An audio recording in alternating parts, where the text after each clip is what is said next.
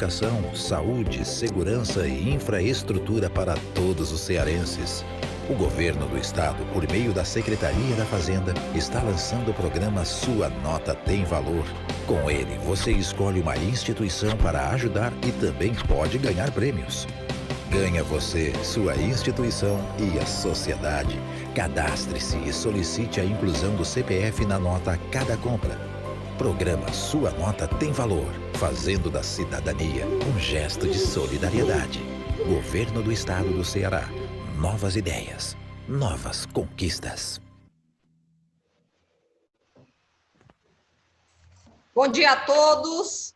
Fernanda Pacobaíba, mais uma vez aqui no nosso Conex, que está na 9ª edição.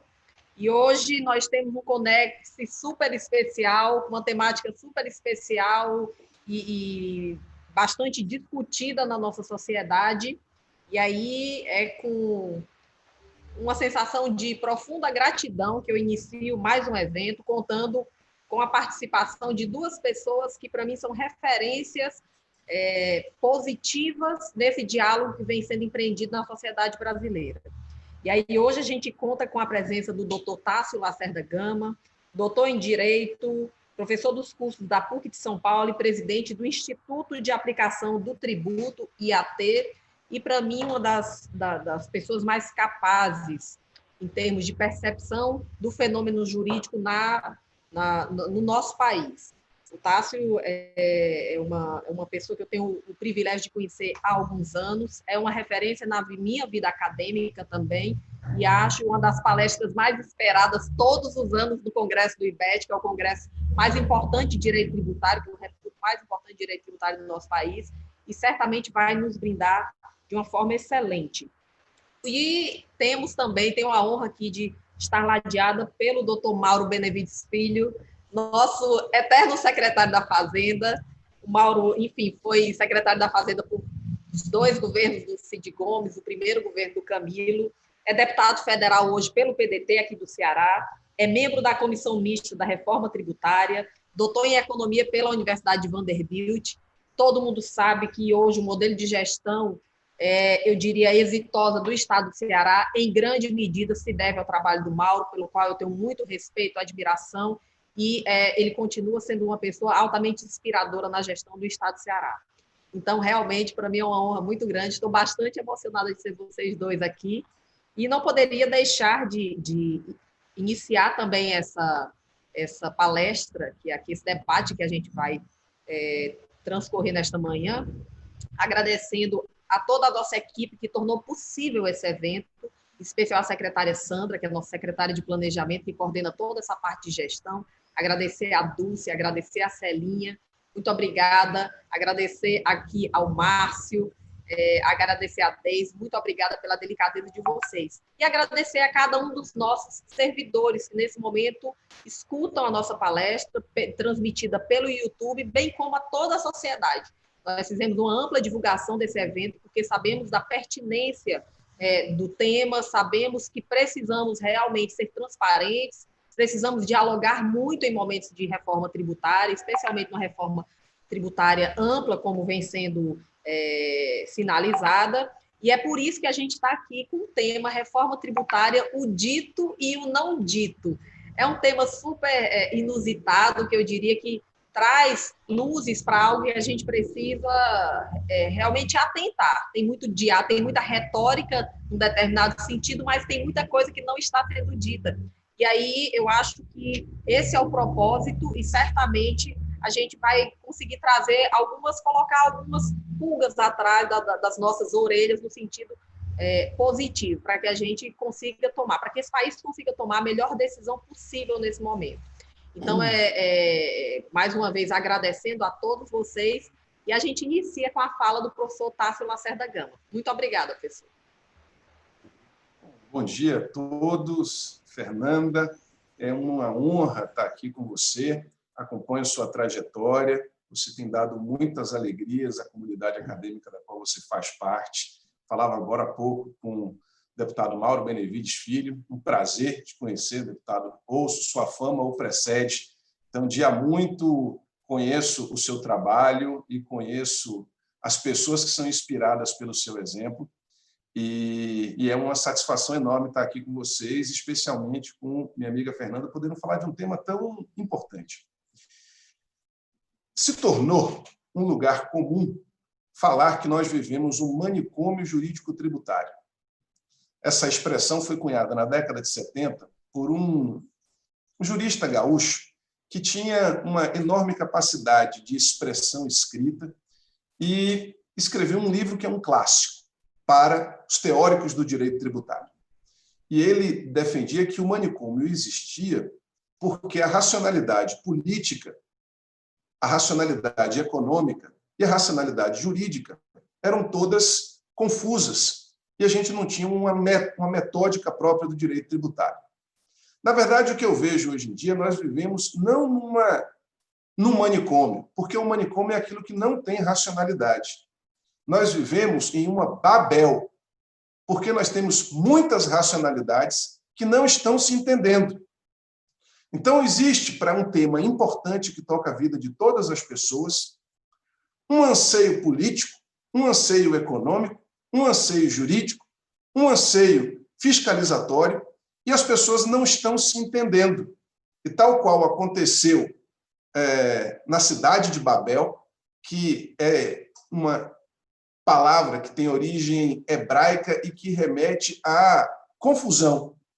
Nós estamos vivendo uma confusão tributária porque temos muita gente com perspectivas diferentes e pouca capacidade de entendimento, com um agravante que, ao mesmo tempo, é algo muito positivo.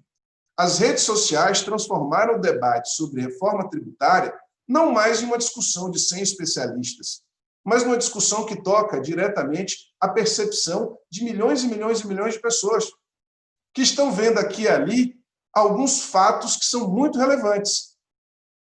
Qualquer sistema tributário do mundo vai ter o seu grau maior ou menor de antipatia. Simpatia que é difícil. Normalmente as pessoas não gostam de tributo, normalmente as pessoas têm ali uma preocupação. Então, falar mal de tributo é algo que cola no ouvido de qualquer pessoa, desde que o mundo é mundo. Existem episódios bíblicos falando de questões tributárias relevantes. Agora, qual é o nosso desafio, então? Coordenar perspectivas. Qual é a perspectiva da sociedade? Existe um ânimo reformista que completamente justificado depois da crise que a gente anda vivendo de 2014 para cá. Existe uma outra percepção do setor político de que o tema tributário é uma grande bandeira e que precisa ser resolvido, porque sem isso a gente tem mais dificuldade em alavancar um pós-pandemia. De um lado é a percepção da sociedade, do outro a percepção política, há a percepção econômica. O Brasil tem alto custo de conformidade e alto custo de operação. E, diz bem Warren Buffett, ninguém investe ou deixa de investir por ter muito ou pouco tributo, mas por ter certeza ou não de lucro. E o problema da complexidade tributária não é propriamente a complexidade em si, mas porque ela traz para o investidor a incerteza do lucro. Então, se você está num ambiente de incerteza quanto ao lucro, há claramente um desestímulo. E, por fim, e aí esse desestímulo ele tem números globais muito eloquentes. Então, nós temos dezenas e dezenas de tributos, nós temos 5,4 trilhões de passivo tributário sendo objeto de litígio hoje no direito brasileiro e muitos atos normativos que geram, de fato, para quem não está acostumado com um país com a complexidade e a federação do Brasil, uma situação um pouco estranha, nebulosa, caótica. E falar esses adjetivos negativos no momento de crise é algo que soa bem aos ouvidos de todo mundo. E aí está a confusão espalhada.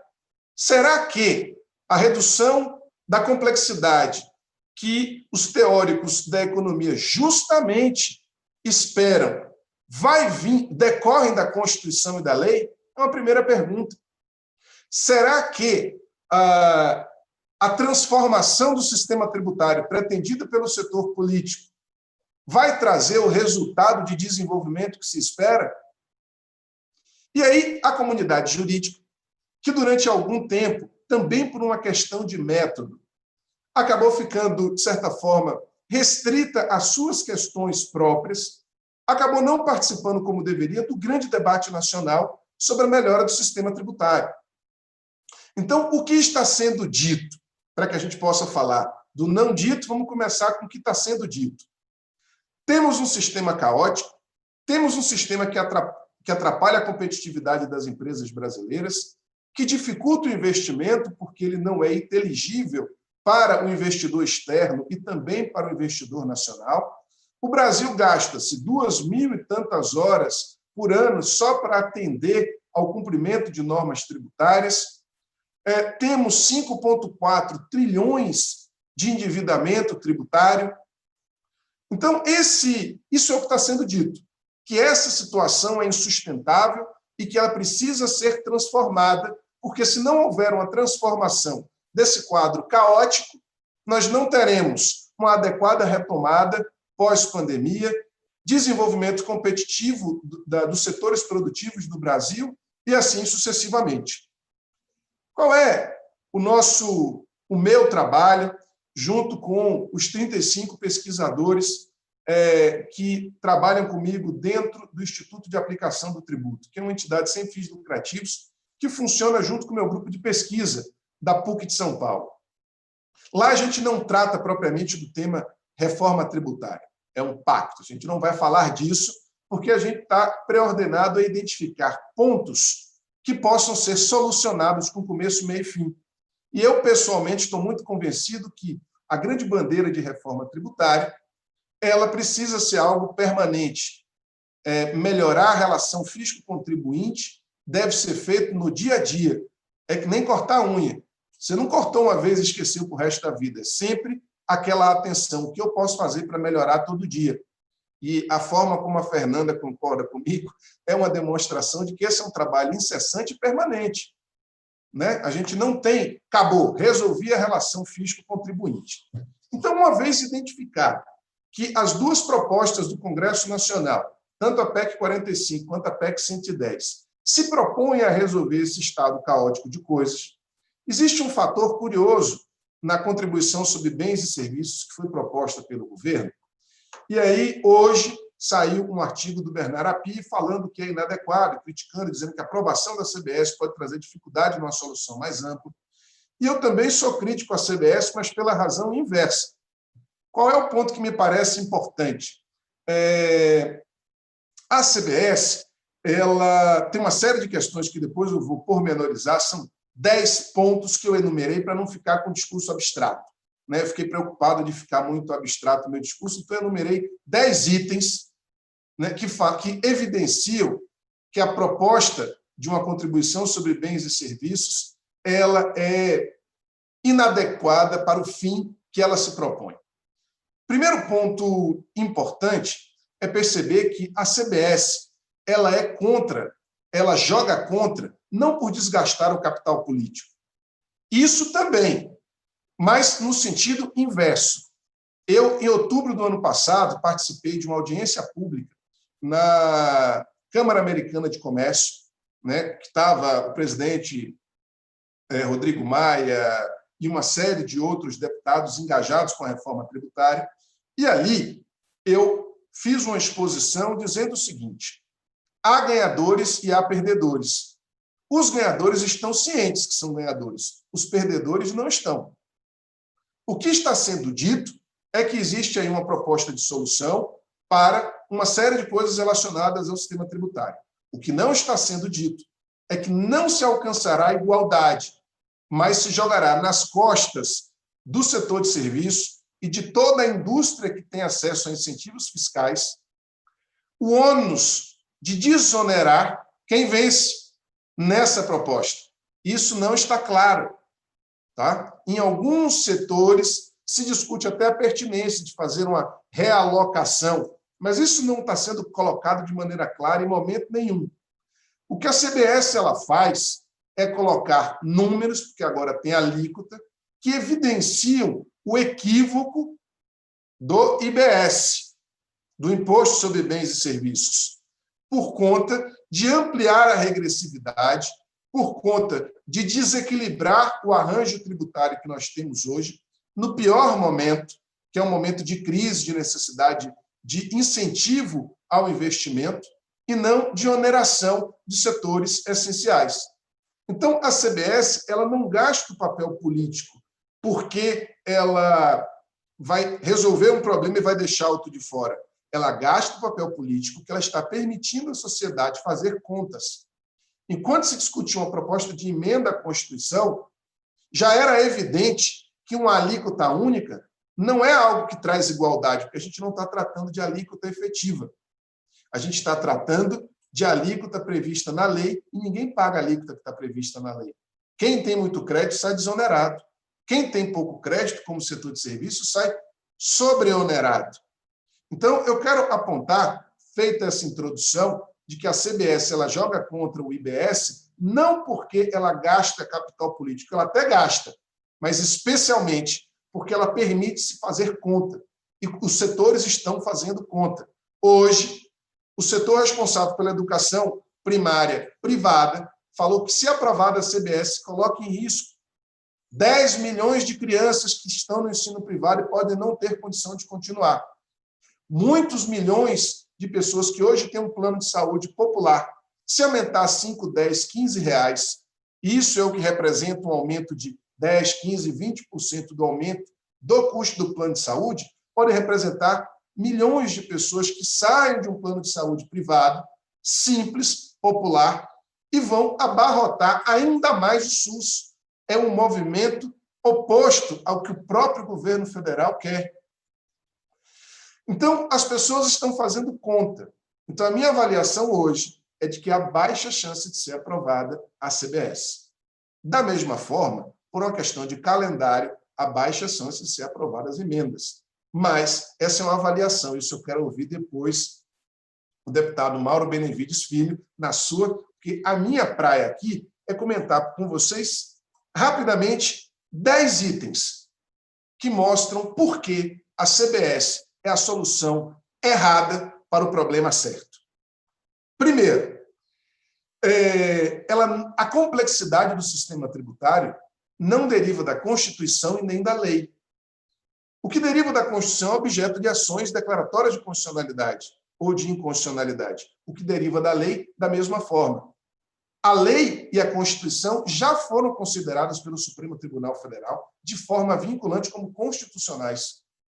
Então, o problema não é mais lei do ponto de vista do PIS e COFINS. Tá? Então, se não é mais lei, a complexidade deriva da forma de aplicação da lei. Então, o que está evidente é uma falência na forma de cobrança do crédito tributário e no relacionamento entre fisco e contribuinte. E isso não vai ser mudado trocando a lei e trocando a Constituição. Pelo contrário, a briga continua, mas a causa da briga muda. Isso significa zerar a briga. Tem uma classe que vai ganhar muito com isso. A classe dos advogados, tributaristas. Todas as demais vão perder. Tá?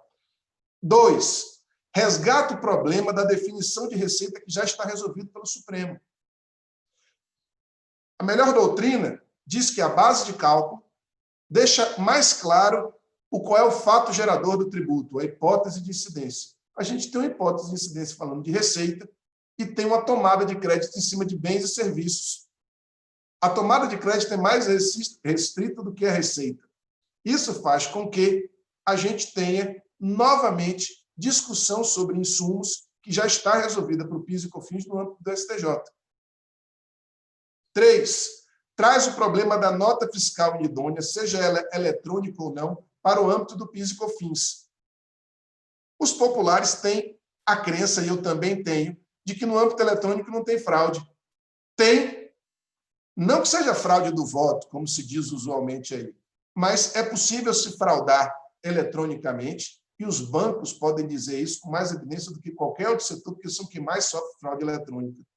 Então, nota fiscal eletrônica é um tema que não se discute no contencioso tributário de PIS e COFINS. se discute no contencioso tributário do ICMS. O PIS e COFINS era, dentro desse específico tema, muito mais avançado que o IVA, porque você tem um sistema de apuração de crédito em cima de gasto e não em cima de nota. Isso é muito mais avançado que o IVA, é muito mais avançado que o ICMS. Todo o contencioso do ICMS disso não foi para o PIS e COFINS. A CBS resgata. 4. Revoga regime de suspensão para empresas exportadoras, gerando problema de caixa. Ah, é porque daqui a 3 meses você libera o crédito e compensa com o que você quiser de tributo. Isso não resolve o gasto inicial para você comprar insumo, produzir no Brasil e exportar. As empresas exportadoras vão ter problema de caixa com um país que tem tradicionalmente histórico de juros altos. Então, isso tira a competitividade da empresa exportadora brasileira. 5º item, exclui crédito de MEI. Isso é um escândalo, meus amigos, por uma questão simples. A nova economia, quando você está falando o MEI, o microempreendedor individual, é uma modalidade do Simples, vocês sabem muito bem, mas eu falo isso para quem está nos assistindo e não sabe, que é uma forma que talvez tenha sido o plano mais ambicioso, mais arrojado e mais bem-sucedido de formalização da atividade econômica do Brasil. Significa que ele deva ser deixado de ser aperfeiçoado? Não. Ele tem que ser aperfeiçoado sempre.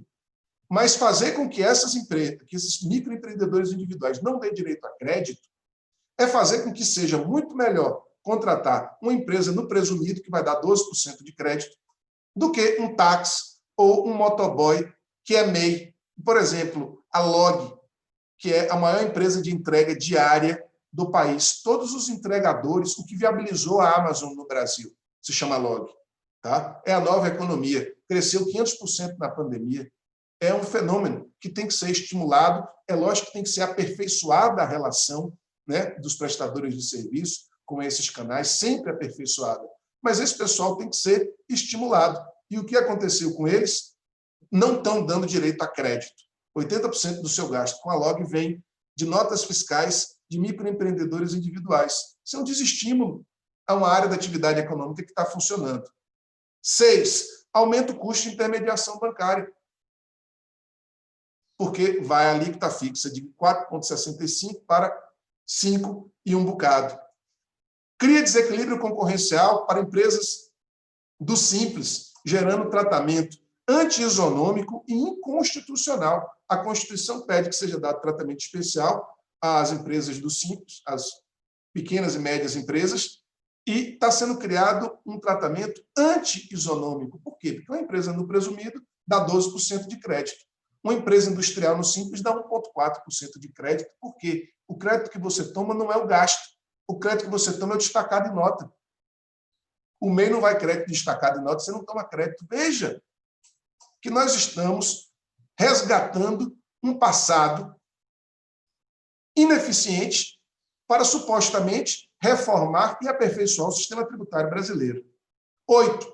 Aumenta brutalmente a complexidade de 70% das empresas brasileiras que apuram PIS e COFINS aplicando uma alíquota de 3,65 sobre a base de cálculo, que é uma receita bruta. Essas empresas não têm contencioso, mas vão passar a discutir o que dá ou não dá direito a crédito. Porque a história de que não dá direito a crédito, que dá direito a crédito amplo, nós já conhecemos. Ela é muito legal de ser lida na imprensa. O PIS e COFINS era muito mais amplo do que a CBS.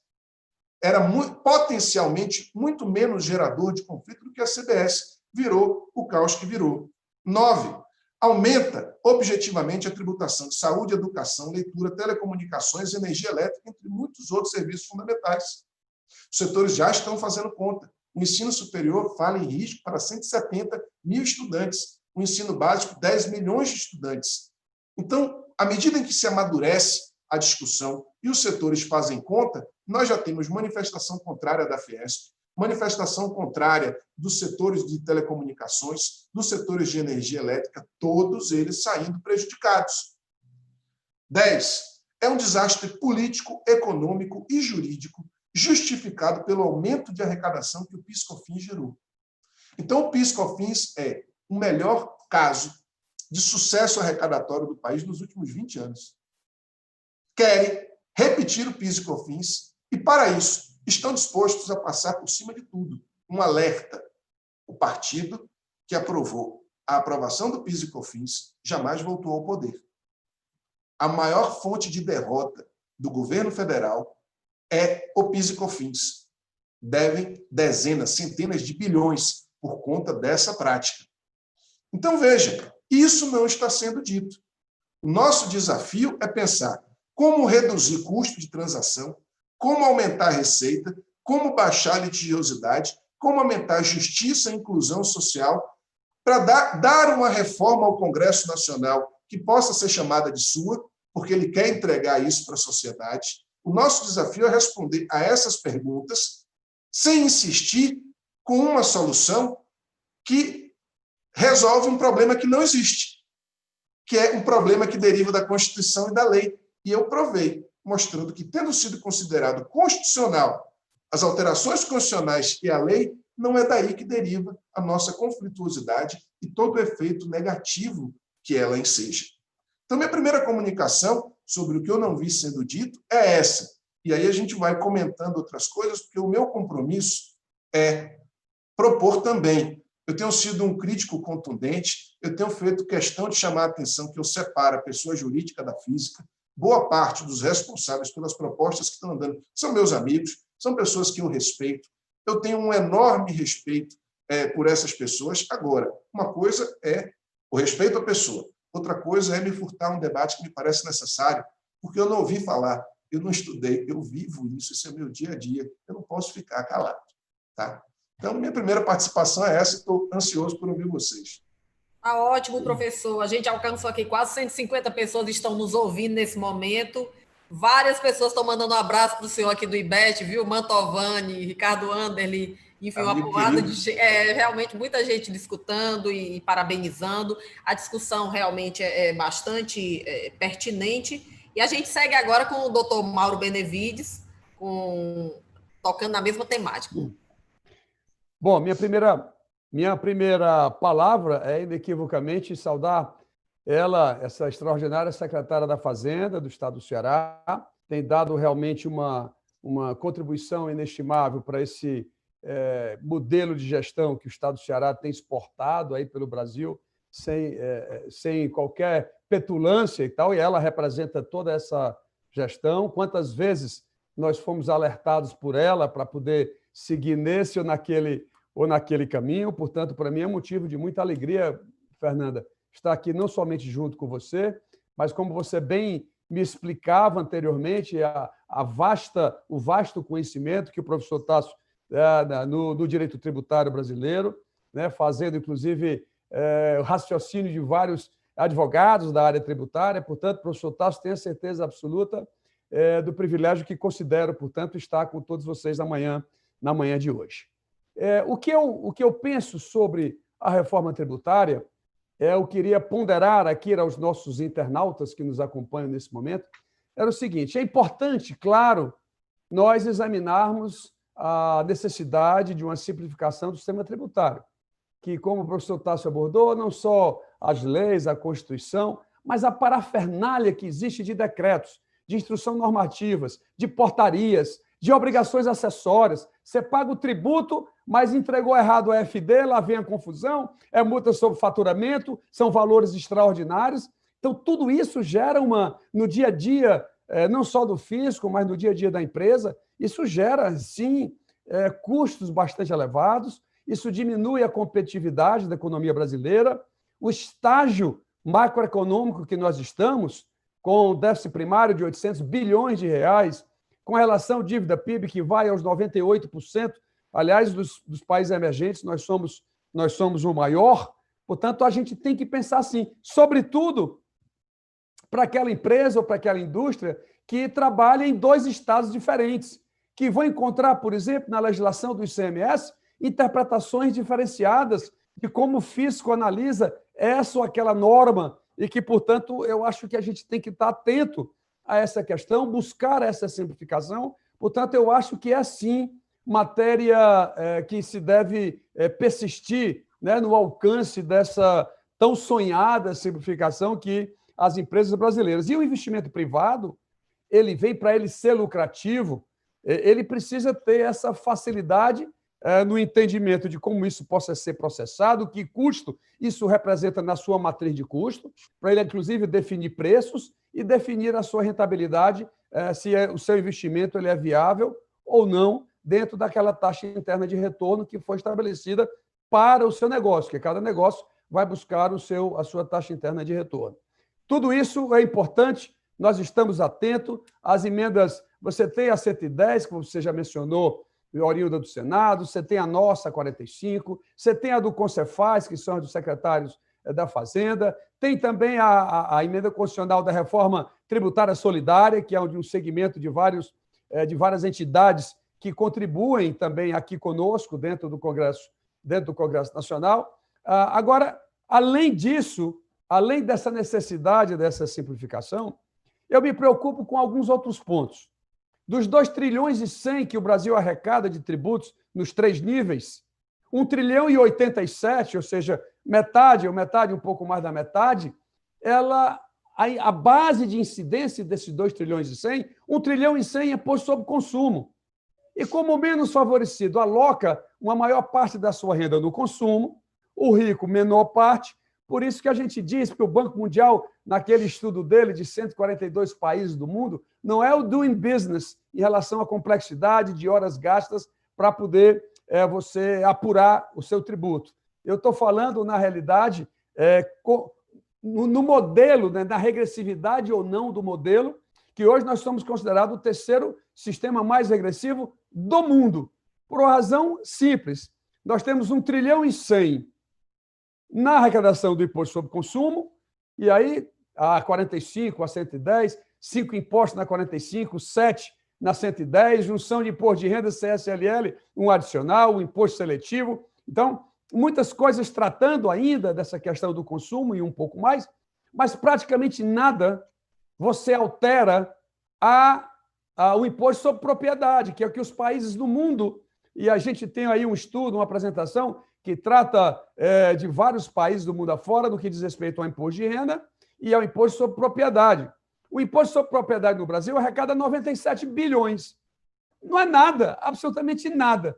E as pessoas já me conhecem, que eu uso sempre um exemplo, onde eu digo que quando a gente compra um carro, o fisco está lá cobrando o nosso IPVA, mas, por entendimento do passado, do Supremo, o que quer que seja, ou por não previsão constitucional da nossa Constituição, um barco ele não paga IPVA. E eu, por mais que os advogados me digam que isso talvez não seja viável na legislação atual, vamos mudar a Constituição para poder fazer essa previsão, ok? Fazer essa previsão para que isso seja alcançado. No mundo inteiro, a alíquota sobre herança, e o brasileiro adora, professor Tássio, se comparar com os Estados Unidos. Porque nos Estados Unidos é assim, nos Estados Unidos é assado. 2 colegas meus, 2 professores, colegas meus, eles foram aos Estados Unidos na época da campanha presidencial, entender, portanto, essa alíquota de herança e compreender por que essa cultura do americano em doação, em doar, porque lá eles fazem uma gradação diferenciada entre a herança e a doação. São tratamentos diferenciados que lá eles têm. Aliás, eu levei um carão muito grande na cadeira de micro 2, quando eu levantei o professor perguntar de onde vinha essa cultura de doação do americano. Ele me deu um carão e disse: você não lê o sistema tributário americano, não? Você não sabe qual é a alíquota quando uma pessoa morre? Quanto é que fica para o fisco americano? Aí eu tomei assim um susto. Não, professor, estou chegando agora, estou no primeiro ano, tal. 40%, metade da propriedade. Não, mas tem 5 milhões de dólares de isenção, tudo bem. Não tem nenhum problema, podemos fazer esse calibramento também aqui no Brasil. Mas lá as pessoas preferem doar porque o imposto sobre herança é muito elevado, é quase metade. E as pessoas não querem essa comparação e a alíquota mínima é 20%.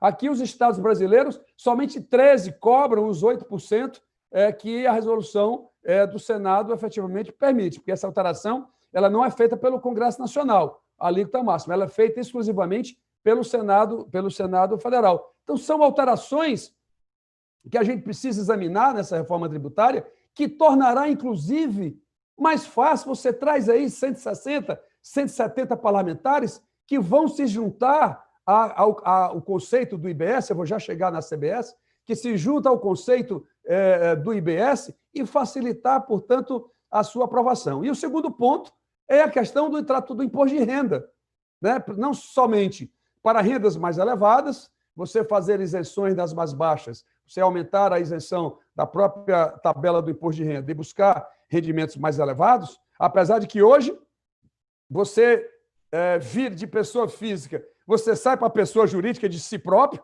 você tem um CNPJ sozinho, uma tal da pejotização que nós encontramos, os advogados adoram, os escritórios de advogados adoram pejotizar, os apresentadores de televisão, eu me lembro bem quando uma determinada jornalista famosa aqui do Brasil, de uma cadeia grande de televisão, e um apresentador de uma grande cadeia de jornal, veio me perguntar por que eu era contra acabar com a pejotização. Eu digo, olha, eu não sou contra você, não sou contra nada, eu só acho que você sai de uma hora para outra de uma alíquota de 27,5%, você vem para 15%, portanto, você tem aí dizer que você sozinho é uma pessoa jurídica, esses são conceitos que o economista aqui ainda tem dificuldades de aprender e de internalizar, mas com certeza explicações com certeza existem. Mas, sobretudo, para tratar do imposto de renda na distribuição de lucros e dividendos, que nessa distribuição, alguns advogados tratam essa questão como bitributação, o mundo inteiro cobra isso, mesmo que eu tenha que fazer uma recalibração para baixo do imposto de renda da pessoa jurídica, mas o Brasil não pode deixar de cobrar isso. Eu conheço, o banco, por exemplo, estava previsto esse ano, distribuir 52 bilhões de reais para os seus acionistas. Eu conheço pessoa física que vai receber 500 milhões de reais e vai pagar zero de imposto de renda. Então, nós recebemos nossos salários, pagamos imposto de renda. Mas uma pessoa diz, não, mas dividendos não é para pagar zero, ou seja, vai pagar zero de imposto de renda. Essas distorções no sistema tributário. Se a empresa não quer distribuir, não paga zero, porque ela já pagou no imposto de renda quando ela apurou o seu lucro, não tem nenhum problema. Mas se ela vai dar para terceiros, aí sim é obrigatório ter a incidência do imposto de renda. Na minha avaliação, eu respeito a opinião, né, de vários advogados que compreendem de maneira diferente. Mas esses dois pontos, se o Brasil realmente quer aprovar isso, e temos condições, sim, se essa convergência puder ser feita dentro do Congresso Nacional, sobretudo na Câmara dos Deputados, você marcha com essa aprovação muito mais rapidamente. Sem falar, entretanto, de problemas que precisam ser dirimidos. Princípio do destino puro, você vai acabar, como o incentivo é dado na origem, normalmente, na produção, você vai acabar o incentivo fiscal. Tem dinheiro para o FDR? Precisamos descobrir qual é a fonte. Os secretários de Fazenda também estão atrás. Tirar dinheiro de si próprio, eu acho que é um suicídio, né? Os estados e municípios fazerem isso. A União está essa condição que todos nós já conhecemos. Ela realmente é a margem de manobra. Eu não vou deixar isso para o final. Essa questão do teto do gasto, há um erro de concepção teórica. Nós temos no Ceará um teto do gasto diferenciado do que tem do governo federal. Eu não acho que despesa de capital tenha que estar no teto do gasto, mas isso é um outro raciocínio à parte. Então, primeiro, o FDR ele tem que existir. Sem isso, você vai dar desigualdades aí do processo de produção. Nós temos produtividades ainda diferentes no território brasileiro. Portanto, essa diferenciação de custo de transporte, produz aqui, volta para o grande mercado consumidor, porque 72% do PIB brasileiro está no Sul e Sudeste. Então, você produz no Norte e Nordeste, mas você devolve para o Sul e Sudeste, porque o grande mercado consumidor ainda está localizado lá. Então, vai ser um tributo federal, o IBS? Então, quer dizer que Justiça Estadual desaparece? Nós vamos migrar todos os processos para a Justiça Federal? Justiça Federal aguenta fazer essa transferência toda, como está prevista, como essa ação está prevista na concepção do IBS? Como ficarão os auditores fiscais estaduais e municipais? Só a Receita vai fiscalizar? Como é que eles estudaram durante tantos anos a legislação desse imposto complexo chamado ICMS? Mas como é que eles vão ficar? Vão fazer uma fiscalização solidária, concorrente. Como? Vão ter que ir conjuntos? Pode um auditor estadual sozinho? Não, não pode. Ser um auditor da Receita, não pode. Então, a gente precisa clarear, são muitos pontos para quem foi secretário da Fazenda, como eu, que compreende esse dia a dia, essa operação de como isso vai se processar lá na ponta. Então, eu tenho são muitos pontos que essas duas emendas constitucionais representam. Ainda tem uma grave, que não estão percebendo, em relação ao sistema bancário, ao sistema financeiro nacional. Hoje, o ISS ele só incide taxa, tarifas, serviços propriamente ditos no sistema bancário brasileiro. Entretanto, e ele não incide sobre receita de operação de crédito, porque os bancos dizem que eles não têm condição de apurar o dinheiro que eles emprestaram e o lucro que eles obtiveram do retorno dessa operação. Com toda a tecnologia, os bancos dizem que não tem condição de calcular isso. Tudo bem. Essa receita, entretanto, ela compõe a receita bruta do banco e lá a incidência do PIS/COFINS. Então, o banco paga PIS/COFINS sobre essa receita bruta. Pois bem, no IBS, eu estou juntando PIS/COFINS, IPI, ICMS e ISS. No IBS, não há previsão constitucional para incidência na receita de operação de crédito. O que significa, professor Tasso, que nós vamos baixar a carga tributária do sistema bancário brasileiro, porque eu digo para os meus alunos que, em crise, a indústria sofre prejuízo, o comércio tem prejuízo, a agricultura sofre também com o processo, a não ser o agronegócio, com sofisticada tecnologia e extremamente exportadora. Mas a regra é sofrer. E o sistema bancário, absolutamente nada, ele não sofre nada com essa modificação, e nós vamos baixar a carga tributária. É um negócio assim que eu não consigo compreender. Quando eu fiz esse alerta dentro do Congresso Nacional, e aqui me permita 2 minutos para fazer um relato, professor Tasso, para o senhor ver como eles são competentes. Eu fiz isso numa reunião pequena, na Comissão de Finanças e Tributação, com uns 5, 6 jornalistas, uns 20 deputados, não foi em plenário, não foi na televisão, isso foi 12h15. 2 horas da tarde, 2 horas depois, recebo uma ligação da Febraban. Olha, deputado Mauro, estamos ouvindo muito falar da sua atuação. Olha, muito falar da sua atuação como deputado e tudo mais. Nós tomamos conhecimento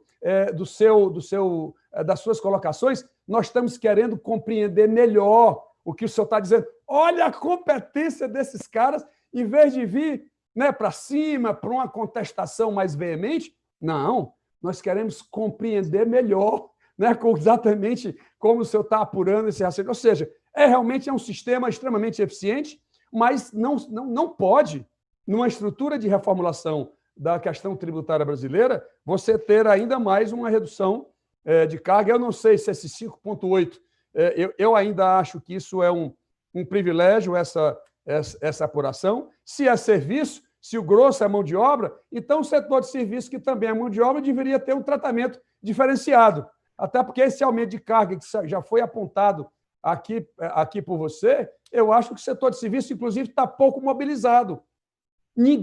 Eles fazem isso de maneira interna nos seus conselhos, mas precisava uma faculdade de fazer o seguinte: eu sou faculdade A, eu tenho tanto de receita, eu pago assim, assim, assado, e ao final eu pago tanto de PIS/COFINS.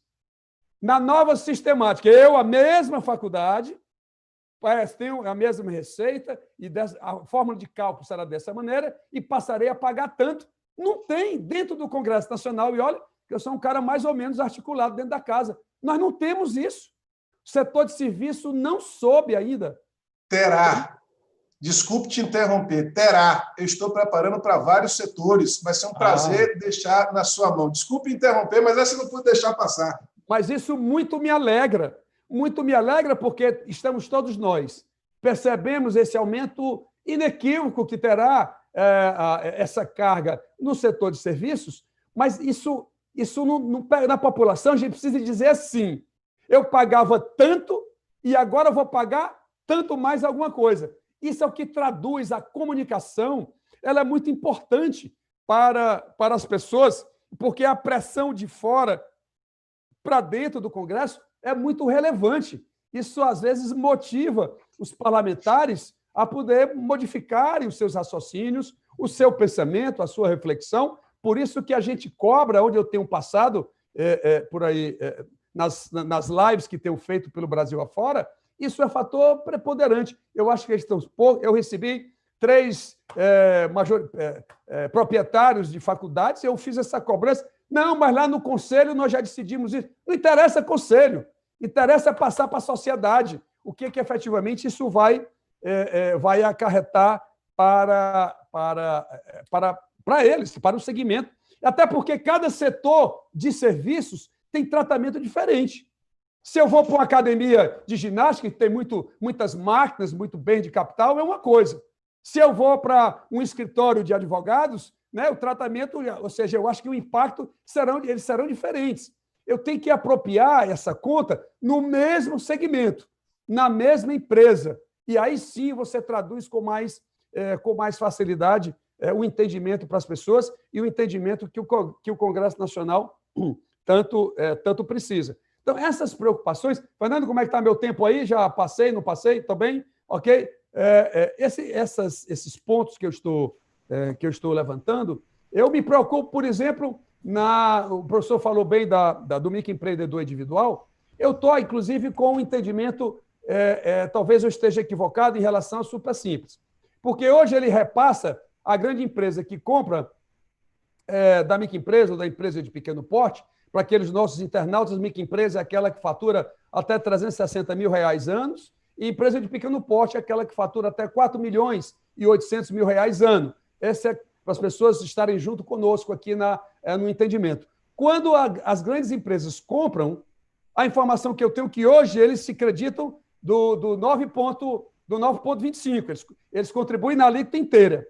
Agora, com a nova sistemática, eles só vão repassar aquilo que efetivamente eles estão pagando dentro daquela parte do super simples. Ou seja, a transferência de crédito vai ser muito menor. Há todo um trabalho que está sendo procurado falar e que ninguém está falando. Eu estou tentando reverberar essa questão. Pois não, pode dizer, professor Tasso. O senhor ia falar? Eu fiz um estudo. Eu vou lhe passar uma nota técnica e uma apresentação que eu fiz na semana passada para a CONAP, que é a Confederação Nacional das Empresas de Pequeno Porte, junto com o deputado Rauli. Eu preparei um estudo, fiz uma nota técnica gratuitamente para eles, justamente para fomentar o debate, chamando a atenção de que é verdade que não muda a alíquota deles, mas é falso que eles dão crédito da mesma forma. E talvez não dar direito a crédito seja mais grave do que mudar a própria alíquota. Desculpe aí, só porque... São esses detalhes que normalmente a pessoa, em nível geral, né, não vai acompanhar, até porque não é papel dela estar acompanhando. Esse é um papel nosso, é um papel dos advogados, dos contadores, inclusive, que precisam compreender, né, a nova sistemática. Aliás, eu estou confuso no CBS. O CBS, a contribuição sobre bens e serviços, é sobre receita bruta.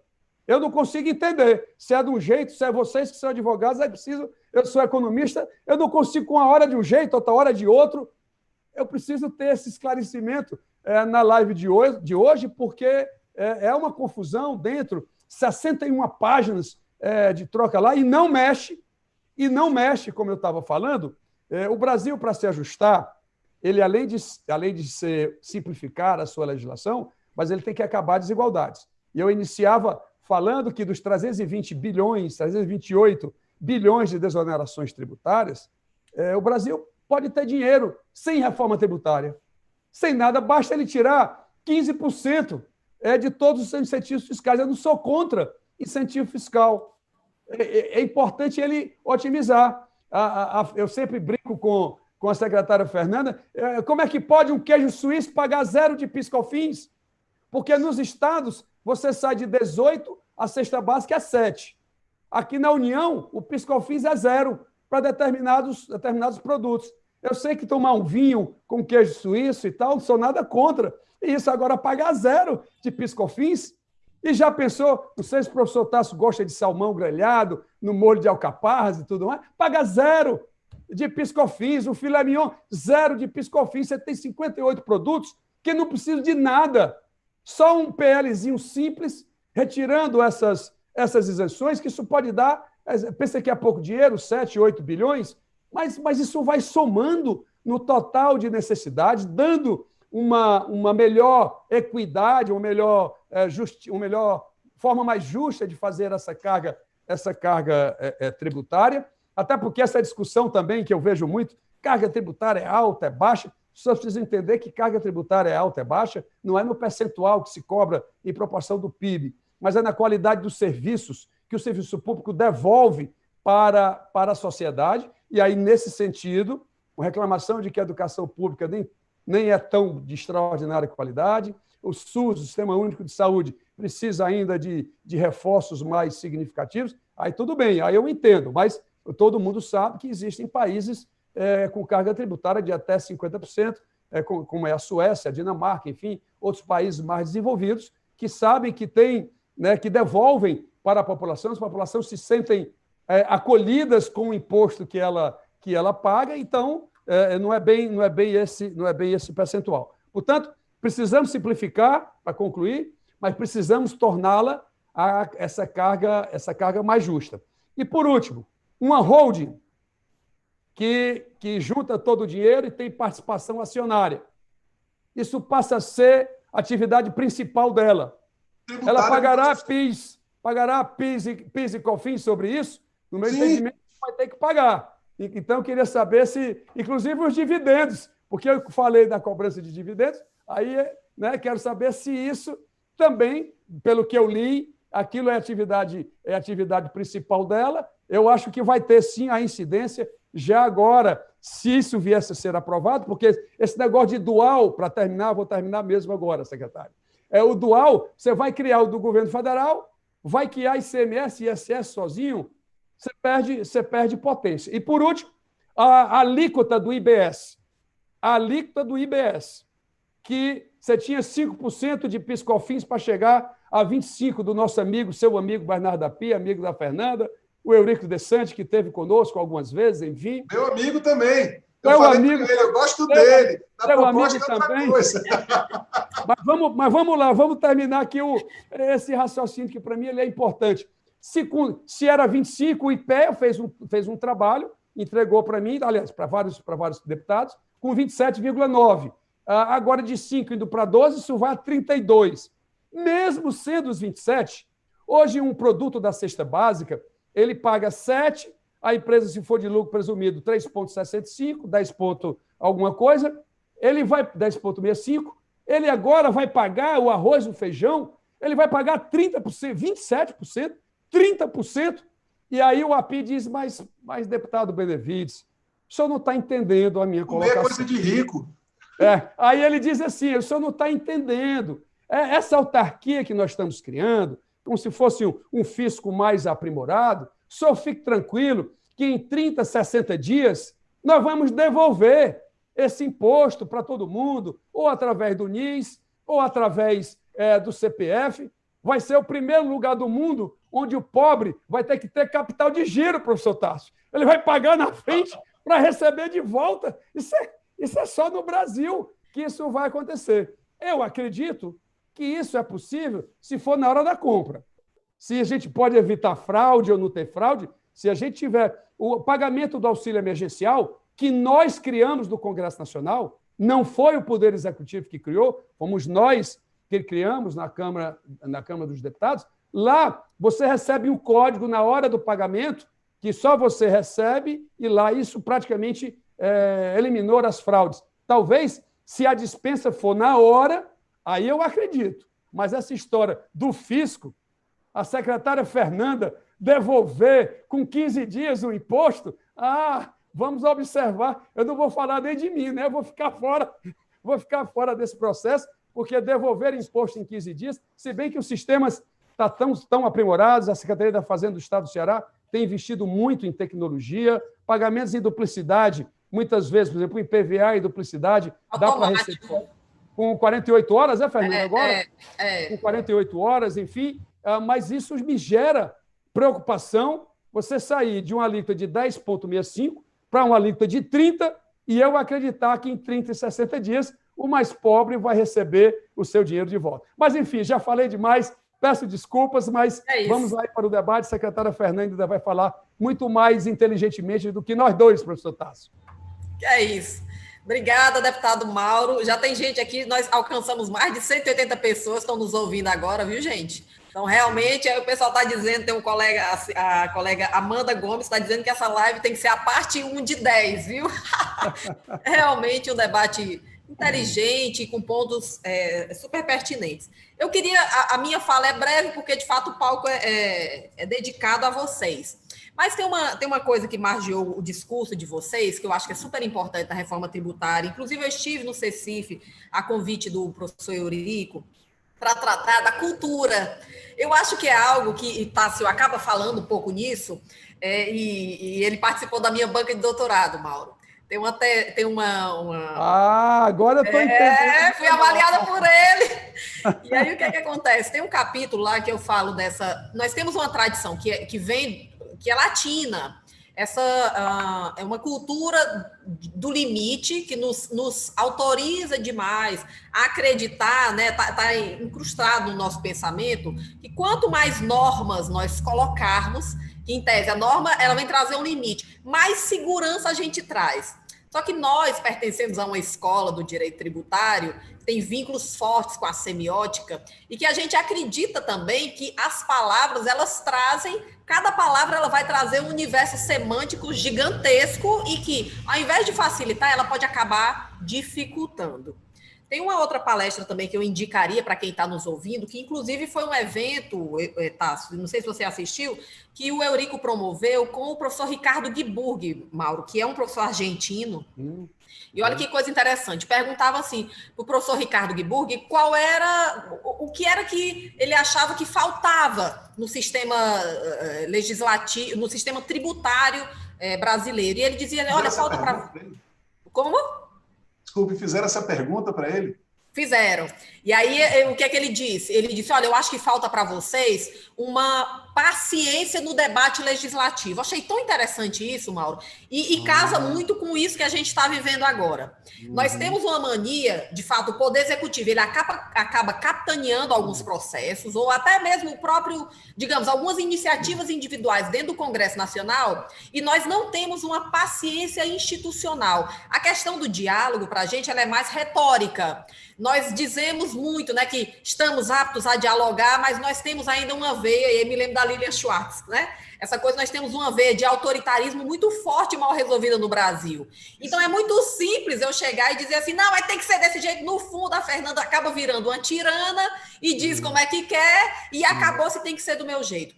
Isso tudo, porque eu acredito firmemente que nós não temos um problema, se nós, no tocante ao sistema, aos documentos normativos, nós temos realmente normas muito bem postas, construídas, agora nós temos uma carência, eu diria, de uma efetividade. Isso traz um profundo desajuste, uma disfuncionalidade para o sistema.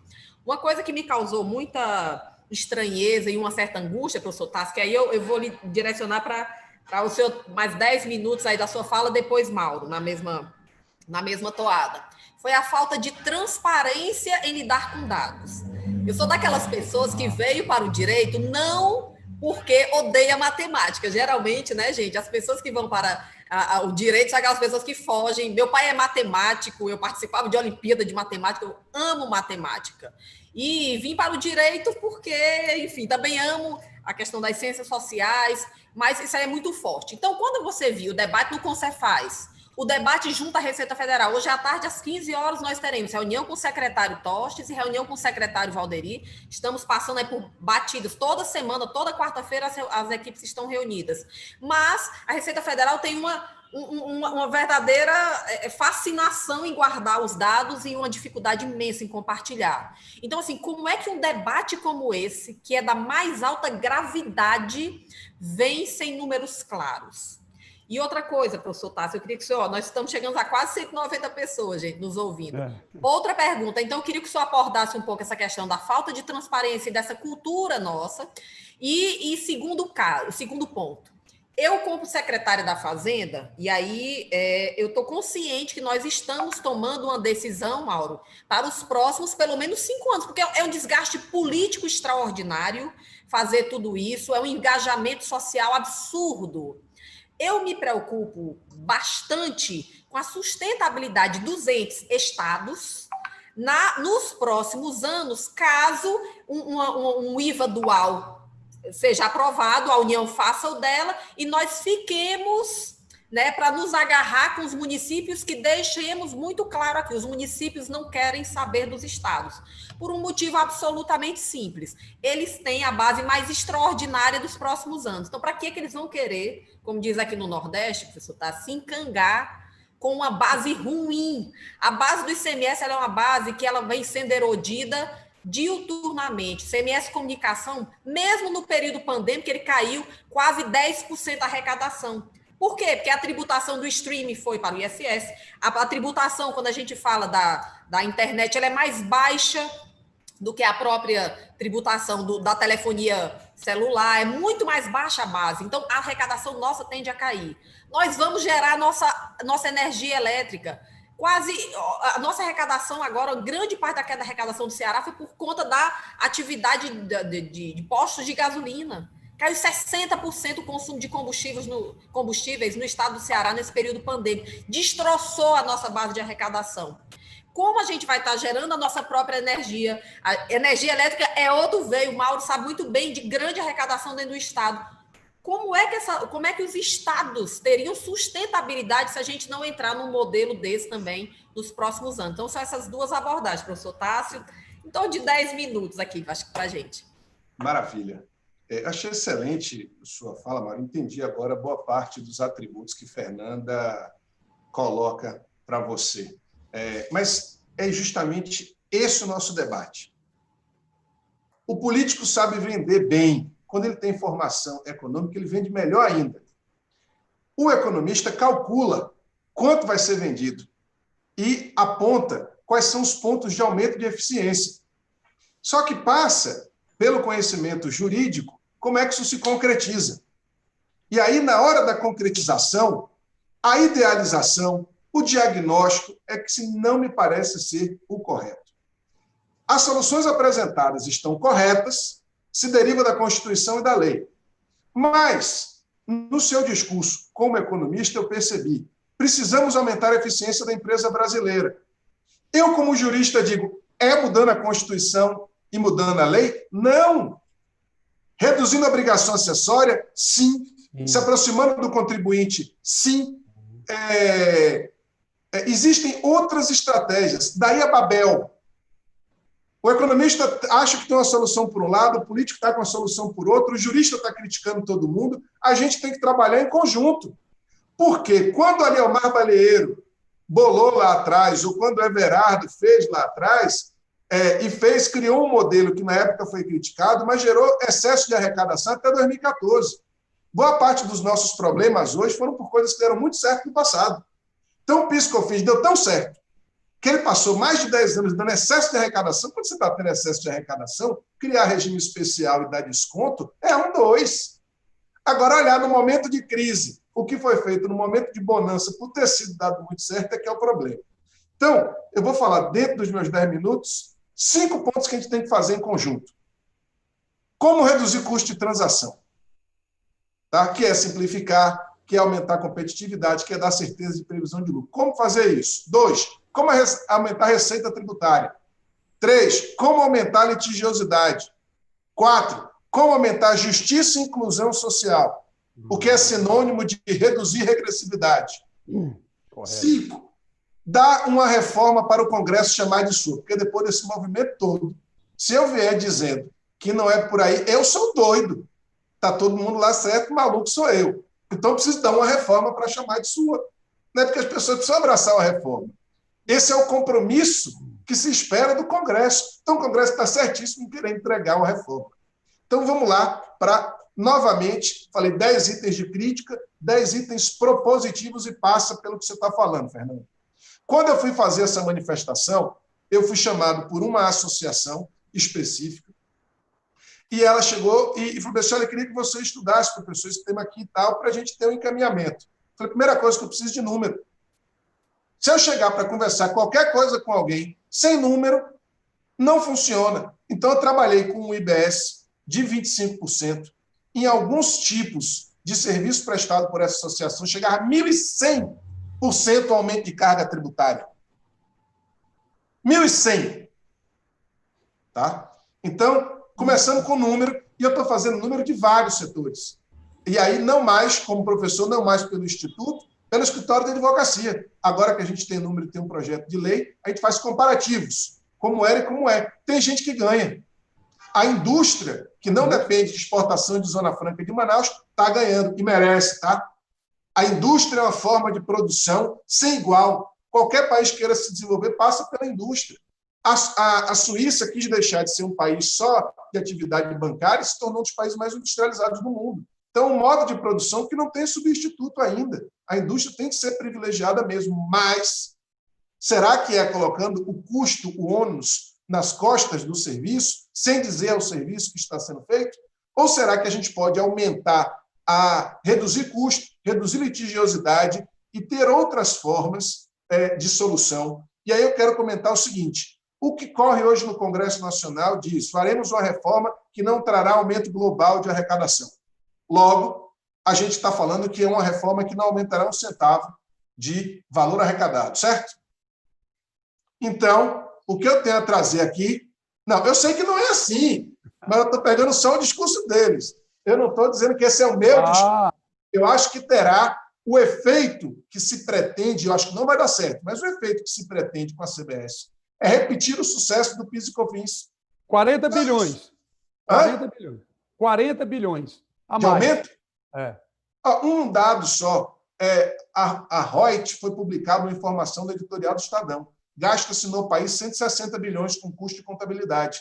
Se for aprovada a CBS como está, estima-se que esse gasto vai para 500 bilhões. De 160 para 500. Por quê? Todas as empresas de presumido que hoje em dia recolhem com o contador pagando salário mínimo vai ter que apurar débito e crédito. A padaria ali da esquina vai ter que apurar débito e crédito. Quem quiser dar crédito, vai todo mundo ser simples. Ou seja, o programa estudado no mundo inteiro de simplificação tributária mais bem sucedido desse país, a solução para simplificar o sistema é acabar com ele, dando crédito para quem não está nele, diferente do que quem está nele.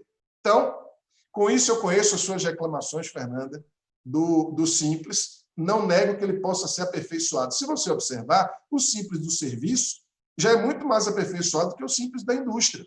Ele já tem uma gradação de alíquotas que não dá um salto muito grande na transição. Então, às vezes, é melhor, mesmo com a alíquota mais baixa, você está fora do Simples do que dentro, não por questão de crédito, mas por questão de conta. Mas vamos aos 10 itens. Enquanto essa reforma tributária não gera um ganho, R$1 de ganho tributário, se a gente prestar atenção no nosso... Estou aqui para provocar também, viu, deputado? O meu estilo é um pouco provocador, viu? Desculpe. Eu tenho uma solução aqui, que é a seguinte: temos 5,4 trilhões de discussão tributária. Ou seja, para cada solução que reduza 20% desses 5,4 trilhões, a gente está falando de 1 trilhão de ganho. Conta, advogado não é muito bom de conta. 10%, 20%, até a gente faz bem, mas mais do que isso, não. Agora, então, veja só, durante a crise de 2008, existiu uma anomalia do Brasil. Que essa anomalia consistiu em quê?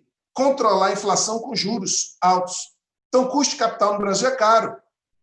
Qual é o problema disso? Enquanto a Europa e os Estados Unidos eram muito endividados, isso trouxe um efeito em cadeia terrível, o Brasil tinha baixo endividamento. Então, a política anticíclica com o IPI foi suficiente para manter o Brasil bem, enquanto o resto do mundo derretia. Mas isso tem um elemento de baixo endividamento das famílias por conta de juros altos.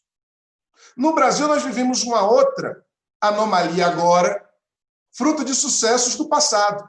Que sucessos foram esses? Excesso de arrecadação do PIS, livre acesso à justiça, baixo custo de questionamento administrativo dos tributos, são características que o Brasil tem e outros países não têm. Então, por um lado, o nosso contencioso é terrível. Por outro lado, ele é uma margem, ele é uma bolsa de riqueza que precisa ser percebido. Significa que o Estado vai botar 100% do dinheiro no bolso? Não. Mas se o Estado permitir que parte do seu endividamento seja utilizado para compensar contributo devido pela iniciativa privada, isso vai fazer com que o Estado tenha uma redução do seu endividamento. Então, se a gente está falando de resolver 20% dos 5,4 trilhões, eu sei que boa parte desse dinheiro é vapor, mas está lá. Se você permite compensação de 20%, você está reduzindo em 1 trilhão. Isso é quase o tamanho do gasto do Estado brasileiro com a pandemia. Isso permite uma redução do nosso endividamento, isso é quase o valor da arrecadação sobre o consumo de um ano. Isso é uma reforma tributária por um ano, eu estou falando de 20%. Uma reforma Se o governo dispensar o quê? Eu não entendi do contencioso do 5,4%. Se o governo achar uma solução criativa que resolva 20% do endividamento do Estado brasileiro, que hoje é da ordem de 5,4 trilhões, de acordo com o Instituto, com uma pesquisa publicada pelo INSPER, liderado por Vanessa Raucanado, né? Também é um estudo da Ernst Young, que foi publicado pelo Instituto Ethos, que apontam que o endividamento, que o valor de contencioso tributário brasileiro hoje está em torno de 5,4 trilhões.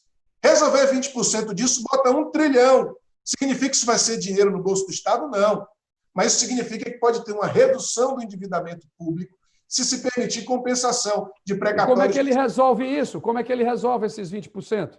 Se eu tivesse a solução, eu ia botar na cadeira de presidente da República. Não tenho essa solução. Eu tenho ideias para o problema, porque essa solução já foi resolvida no passado por meio de refis. O refis foi uma solução para resolver endividamento público. O refis excessivo é problemático. Problemático, altamente problemático, aquele que é feito todo ano. Esse é problemático. Mas no momento de crise, com 5,4 trilhões de endividamento, a gente está falando de medida excepcional. E aí eu estou falando de quê? Hoje em dia, elementos que figuram como dívida pública podem ser utilizados para queimar esse estoque de crédito. Se a gente fizer com 20% do estoque de crédito do Estado brasileiro, a gente está falando em 1 trilhão de ganho. Uma reforma tributária que, no meio da pandemia, vai tirar a atenção das principais cabeças brasileiras do centro de decisão para aprovar uma reforma que não altera um centavo de arrecadação, podia estar concentrado nesse estoque de 5,4 trilhões, que se resolver 20%, bota 1 trilhão dentro do Estado. E eu não estou falando de botar dinheiro, eu estou falando de reduzir endividamento, que é a mesma coisa de botar dinheiro, porque amplia a possibilidade de emissão de título de dívida boa. Então, primeira coisa é olhar uma reforma do contencioso para resolver 5,4 tri. Se resolver 20%, dá 1 trilhão de ganho de redução de endividamento estatal como um todo. 2, criar um rating da dívida pública para estimular o Estado a lavrar dívida de boa qualidade e não dívida de má qualidade. Com o rating, ele pode securitizar, aprovar a legislação que permita a securitização, que dobra o dinheiro à disposição do Estado, porque o critério de securitização do Estado não pode ser o mesmo do privado, porque o privado quebra. Então, 8% de uma dívida que um banco compra não pode ser o mesmo utilizado por uma entidade que não quebra. 3, corte linear de benefícios fiscais. Aí, é importante entender que esse corte precisa ser linear. O que o Estado precisa fazer, Fernanda, já indo para uma da frente? Imitar os municípios. Corte linear de benefícios fiscais de 2% foi feito pelos municípios, colocado na Atos de Disposições Constitucionais Transitórias número 88, há 17 anos. Combater planejamento tributário abusivo foi publicado pela Lei 116 em 2003, há 17 anos. Então, os municípios tomaram decisões corretas e colhem os benefícios hoje. Então, se você tem cortar incentivo, não é cortar privilégio, é redirecionar privilégio. Porque você tira o privilégio da empresa que foi para o Ceará, que foi para Goiás, e bota ela só interessando ao lado de quem esteja no mercado, grande mercado consumidor. Está errado. Mas uma redução linear para todos os entes federativos via emenda à Constituição, eu sou favorável. Não pode ter alíquota efetiva inferior a 10%. Eu sou favorável. O ICSS foi 2%, mas essa é uma ideia para aumentar a caixa dos estados. Rating da dívida para poder securitizar com condições melhores e aumentar o endividamento. 2, ampla compensação, como existe no Alagoas. Tá? Piso de alíquota efetiva, cadastro único de contribuinte, porque isso vai permitir mapear e resolver, por exemplo, a União, mediando o conflito de competência entre Estado e município. É papel da União fazer isso e pode ser feito com cadastro único de contribuinte. 6, substituir CND, que impede empresas de receber e de operar, por um cadastro positivo. Neste momento de pandemia, suspender por 1 ano o CND, para que as empresas possam operar. Agora, com cadastro positivo, você pode caçar incentivo, caçar benefício, ter uma forma bem pensada de levar a tecnologia dos bancos para o Estado, para que você, quando sentar na frente de um contribuinte, saiba quem ele é. E, ao fazer isso, você vai ter condição de dar um tratamento especial, porque cada um que entra no banco sai com uma taxa de juros diferente. Por quê? Porque tem um histórico junto ao banco. Existe um histórico junto ao Estado. E isso tem que dar direito a tratamento diferente, desde que publicado. Porque aí você atende ao princípio da transparência, da legalidade, da eficiência administrativa e tira um entrave, que é mais ou menos a ideia do Ciro, de tirar o nome das pessoas do Serasa. E SPC. Exatamente. O CND é o Serasa público. Não precisamos, com a tecnologia que a gente tem hoje em dia, ter um Serasa público. Nós precisamos ter um cadastro positivo para separar quem é quem e estimular o mau contribuinte a se tornar bom contribuinte. Porque hoje o mau contribuinte, tendo CND, para ele é tudo igual. 7, zerar a tributação sobre crédito. Por quê? Porque investimento é o segredo de tudo. Quando o Brasil teve uma solução para crédito, que foi BNDES, o Brasil cresceu. Delfim Neto costuma dizer que o real foi excelente para acabar a inflação. Só que ele deixou o crédito alto e, por conta disso, ele matou o crescimento do Brasil. Eu não entendo de economia, adotei a lição dele para reforçar uma intuição que eu tinha como empresário, de que o crédito é o segredo de tudo. Desde que você não tenha pressão inflacionária. A gente está longe disso com o cenário que a gente está vendo. Então, zerar tributação sobre crédito para permitir que haja investimento. E aí você não tem controle de despesa, você tem aumento de receita, que é uma outra perspectiva da saúde financeira. Criar a Agência Nacional de Reforma Tributária com consulta prévia ao setor produtivo. Essa atividade de mudança do setor tem que ser permanente, tem que ter uma agência que trabalhe só isso. E trabalhe isso diferente. Qual o problema da CBS? Entregaram o galinheiro para a raposa tomar conta. Então, toda a caixa de maldade vai lá. Então, eu vou criar aqui um negócio, eu vou botar aqui para tributar dividendo. Eu sou muito esperto, eu sou muito legal. Daqui a 20 anos vai pagar a conta. Só que quem está criando isso agora já vai estar aposentado. Então, esse é o problema. Vai sair com uma pessoa que causou um grande sucesso de arrecadação, nós, advogados, vamos ganhar muito dinheiro, entendeu? Só que não vai resolver o problema do Brasil. E aí vai deslocar o problema do Brasil para quê? Para a Constituição, que não tem nada a ver com o pacto. Estimular o contrato tributário. O contrato tributário seria o quê? A possibilidade de um sujeito que recebe uma concessão pública ter uma tributação travada. Teve ganho de ação tributária, não repercute, tem que repassar para o Estado. Perdeu a ação, não repercute na margem de lucro. Isso vai deixar o Brasil com uma situação de investimento que nenhum país do mundo vai ter igual. Por quê? Porque você tem reequilíbrio, mesmo nas PPPs. O contrato faz com que você tenha segurança jurídica. E isso é uma realidade que não existe hoje e é objeto da tese de doutorado de um orientando querido meu, amigo de todos nós. O bônus, você me disse isso uma vez, o bônus dos fiscais tem que estar relacionado ao aumento de arrecadação e não laboratório de alto. O bônus da administração pública tem que ser aumento de arrecadação. Tem que ser estimulado financeiramente a gerar aumento de receita. Quando não tem aumento de receita, não tem bônus. Tem aumento de receita global, tem bônus. Porque a lógica de estimular, o Estado ganha muito dinheiro lavrando auto-infração errada. O advogado ganha muito dinheiro fazendo planejamento tributário errado.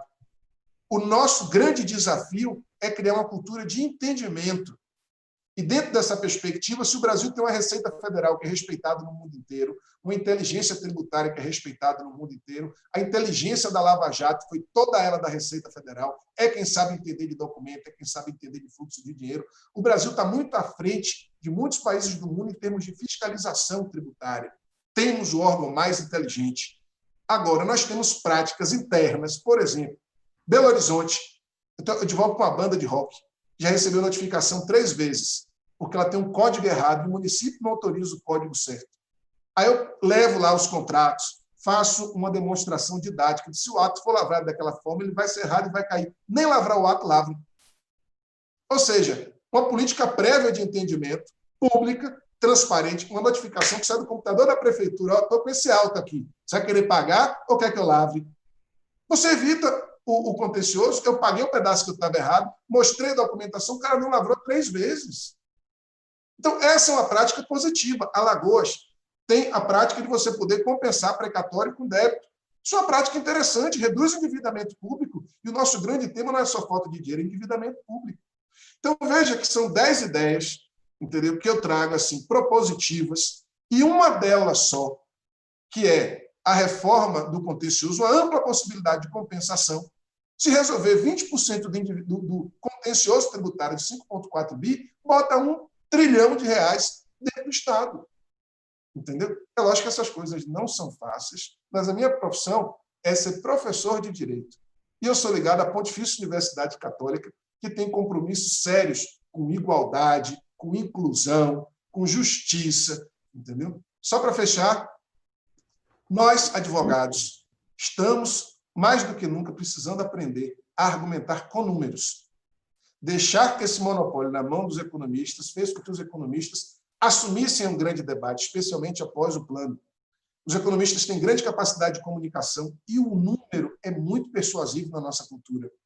Então, nós, advogados, precisamos entender bem as demandas e passar a visão jurídica. O nosso desafio não é de prevalência da minha vontade, é entender a demanda do economista, mostrar o entrave do jurista e falar, político, venda isso para a sociedade, porque você é quem tem o discurso certo para a sociedade. Não é o meu, que é técnico, ninguém me entende.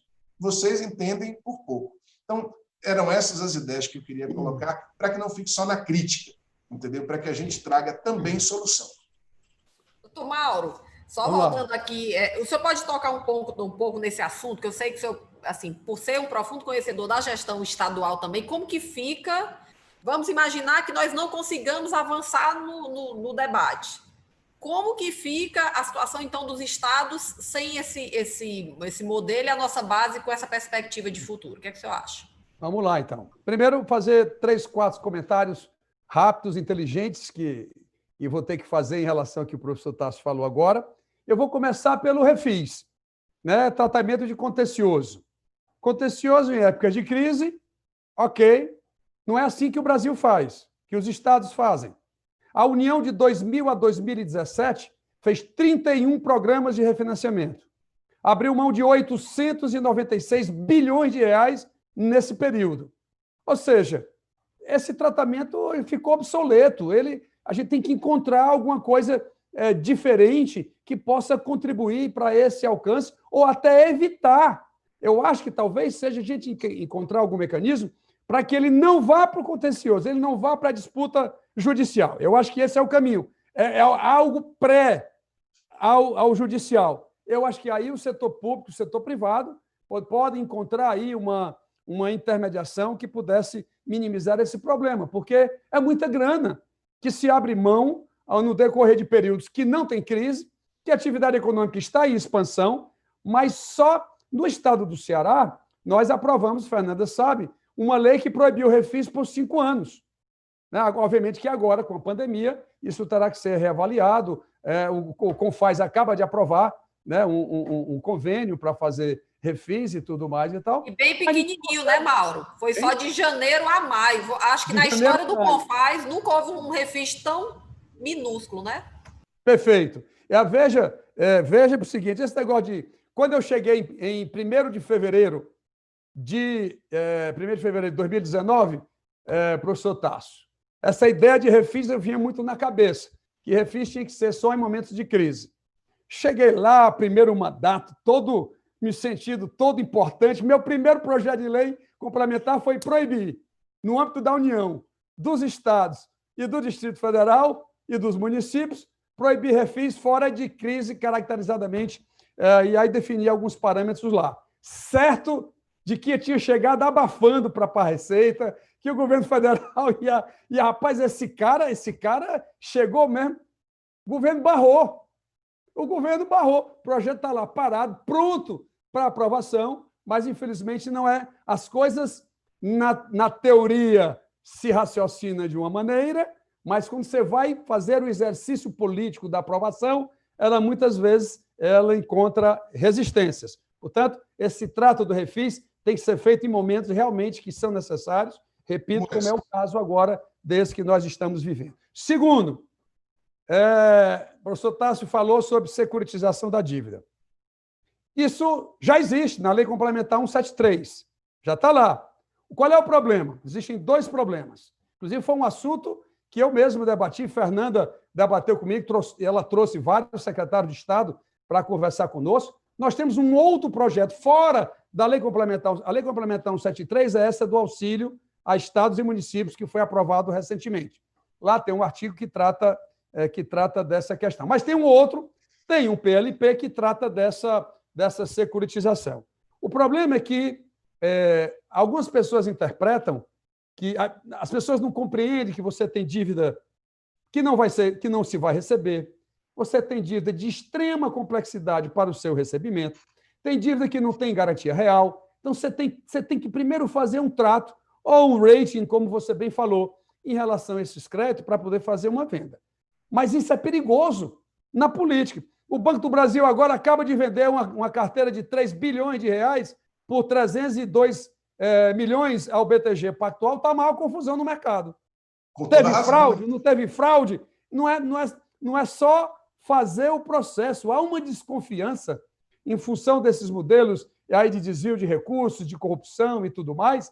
Até isso impede a boa prática de uma gestão, né? Tem pessoas que dizem que isso é beneficiar o sistema financeiro nacional, que vai comprar um crédito muito grande, cujo deságio vai ser de tal monta que isso significa transferir dinheiro para o sistema financeiro. Então, 2 pontos em relação a isso. Já existe o modelo, o problema é que há uma exigência lá, no PLP 17, na Lei Complementar 173, que diz o seguinte: para os estados fazerem a securitização, o rating do estado tem que ser igual ao da União. Aí não dá, os estados não fazem câmbio. Talvez Ceará e Espírito Santo, somente esses 2 estados, teriam condição, talvez, de conseguir isso em mercado. Mas essa é uma regra, os estados não mexem com câmbio. Ele não altera a política fiscal nacional. Aliás, e até altera, que é o meu último ponto que a secretária Fernanda me perguntou. Mas então não dá para ter o mesmo rating, mas é uma exigência da lei. O rating tem que ser da dívida. Hein? O rating tem que ser da dívida, não do Estado. Perfeitamente. Mas eu digo o seguinte, que para o Estado ter o benefício da securitização da dívida, o Estado também tem que ter um rating, seu rating, de ser igual ao da União. Eles vinculam o rating da dívida, que tem que ter, a gente chama isso depurar o crédito, ok? Você, antes de fazer o leilão ou a securitização, você depura o crédito. E lá você separa em 3 níveis: os recebíveis, os possíveis recebíveis sem garantia real, os recebíveis com garantia real e os não recebíveis de qualquer maneira. Isso é um processo que a gente faz normalmente quando você está tratando do seu contencioso, da sua dívida ativa, que está lá caracterizado. Portanto, isso é um processo tecnicamente bom, é um processo que pode gerar receita, mas a sua implementação, a gente tem que rever algumas regras, que até o governo federal ele é contra esse tipo de coisa. Os estados foi que trabalharam muito. Eu trabalhei muito isso agora em outubro, novembro, com o apoio dos secretários de Fazenda, capitaneado pela secretária Fernanda, mas isso ainda nós estamos trabalhando para poder, quem sabe, fazer isso. Corte linear. O Estado do Ceará já fez isso, cortou 10%. Ninguém mais fez no Brasil. Por isso que a gente tem autoridade para cobrar do governo federal. Eu tive com o ministro Paulo Guedes, e ele trouxe 7 membros, 7 contra 1. Nós fomos fazer um debate sobre teto do gasto, sobre crédito tributário e tudo mais. E lá ele disse: mas, ministro, por que o senhor não corta em 15% dos seus incentivos? Ô, Valderi, ele olhou para o Valderi é o secretário especial de Fazenda. Ô, Valderi, por que a gente não já tratou desse assunto? Aí o secretário Valderi, que é um homem extremamente competente, aliás, toda a equipe, o Bruno Funchal, secretário do Tesouro, Esteves Conago Júnior também, são pessoas, é uma equipe realmente que está bem afinada, mas eles estão tratando desoneração fiscal em 2026, na PEC do Pacto Federativo. Eles não têm coragem. Eles não têm coragem de enfrentar essa questão. E mais, o brasileiro, importante que o professor Tasso soubesse isso, se ele não souber, já ainda. O brasileiro só trata, os economistas só tratam, os congressistas só tratam da desoneração do gasto tributário, dos 328 bilhões. Mas tem 74 bilhões que nem o Congresso examinava isso, que são subsídios financeiros e creditícios, que é aquela diferença de custo entre o que a União capta da sua dívida pública, que já chegou a 21%, e o que ele empresta em determinados segmentos que ele quer beneficiar. Então, se é capital, ou mais recentemente, é 14,25%, e dá dinheiro para o Banco do Brasil emprestar 2,5%, existe um subsídio creditício envolvido aqui no meio. Pois é, esses dois representam 74 bilhões, e ninguém nunca tratou disso no Congresso Nacional. Então, também fui lá, fiz a maior confusão e tudo mais. Estou até fazendo uma prestação de contas aqui da minha luta, que nem sempre se consegue alcançar alguma coisa, mas são temas que são muito caros para você iniciar um debate dentro da estrutura do Congresso Nacional, que, nesse momento, e aí eu tenho que fazer essa defesa, é um Congresso reformista, ele tem interesse, está certo, em fazer alterações significativas no modelo econômico brasileiro. Hoje, o auto de infração na Secretaria da Fazenda do Estado do Ceará, ela já não é mais por auto. Ela tem que produzir o efeito de pagamento. A produtividade dele só é contabilizada. A secretária Fernanda pode me confirmar isso, que ela, inclusive... Meu exemplo é esse aí, ó.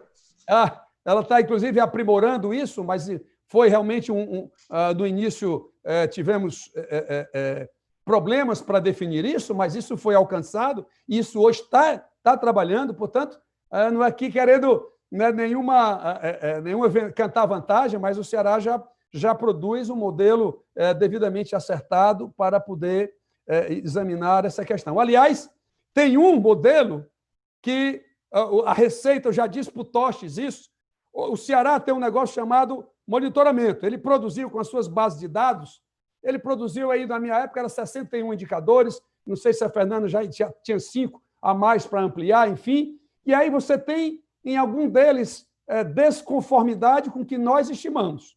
Tá? Se você comprou 10 milhões, vendeu 3, ou tem 7 dígitos no estoque, ou está sonegando. É fácil você produzir alguns indicadores. Pois bem, hoje, quando esses indicadores estão fora da conformidade, o CIGET dispara um e-mail para o contador e também, o que eu aprendi na vida, para o proprietário da empresa.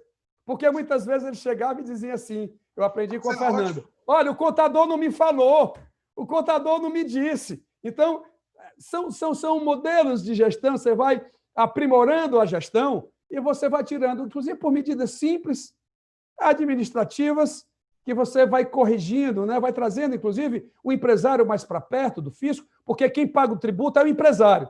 O contribuinte paga para ele e ele repassa ao fisco. Então, esses aprimoramentos, esses modelos, realmente a gente tem trabalhado muito. Agora, o impacto dos estados, o que é que os estados podem pensar? Eu tenho um desabafo aqui para fazer a esses internautas.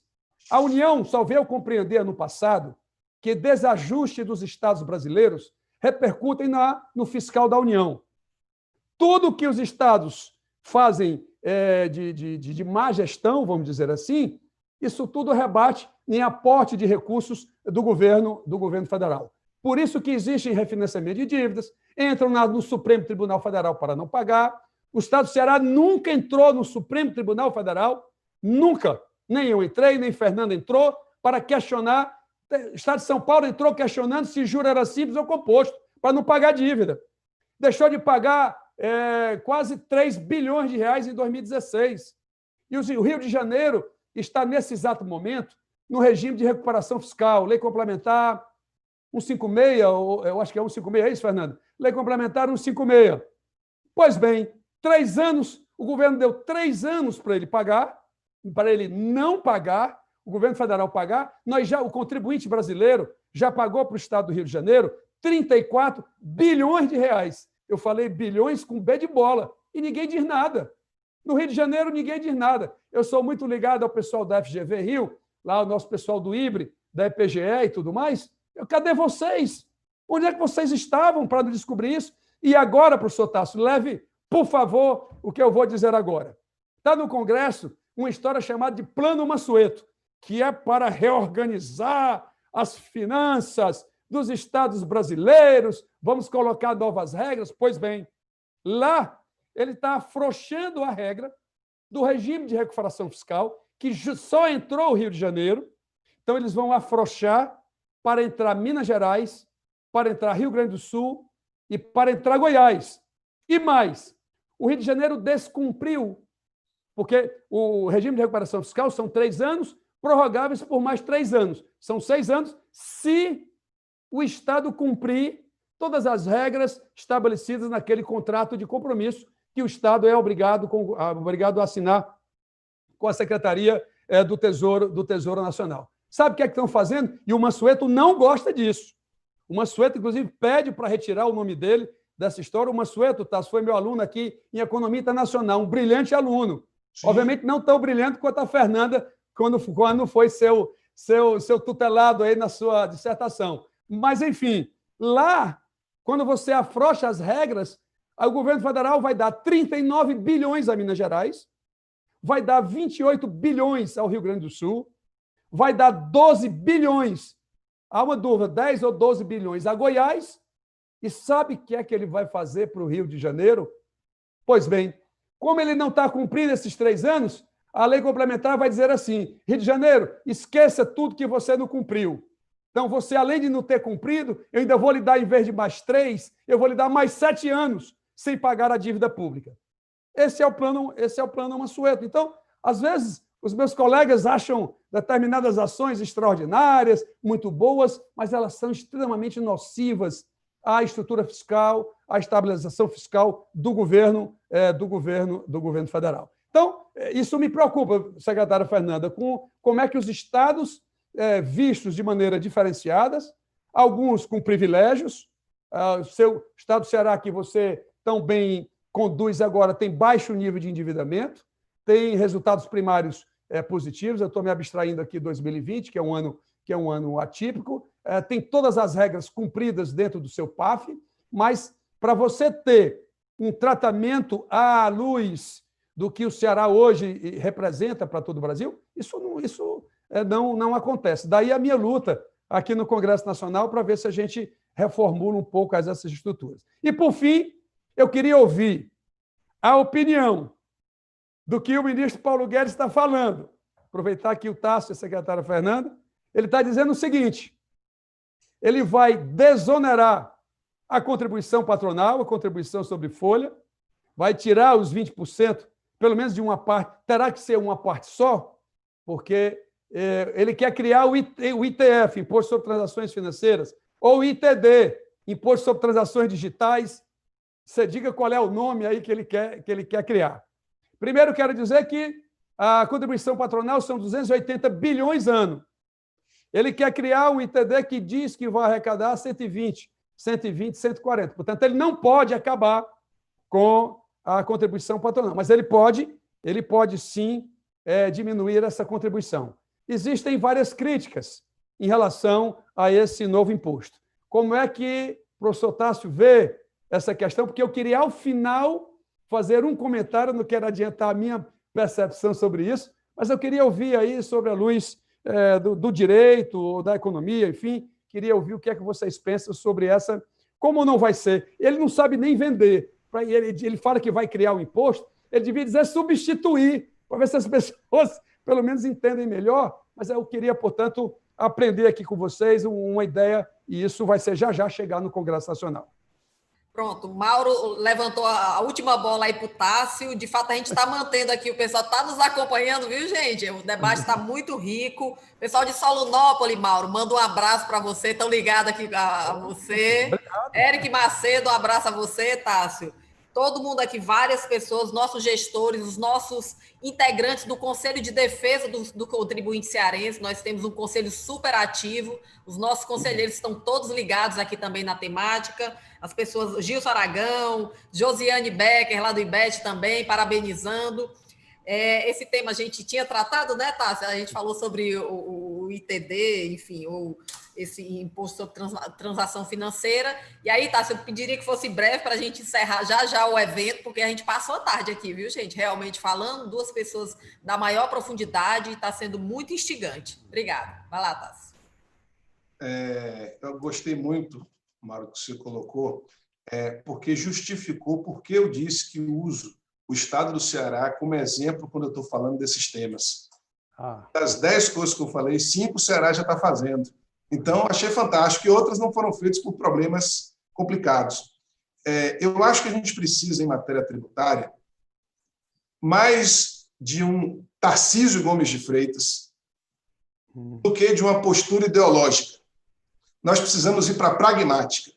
Pragmática significa ouvir todos os lados, colher as melhores ideias, colocar em prática o que é viável.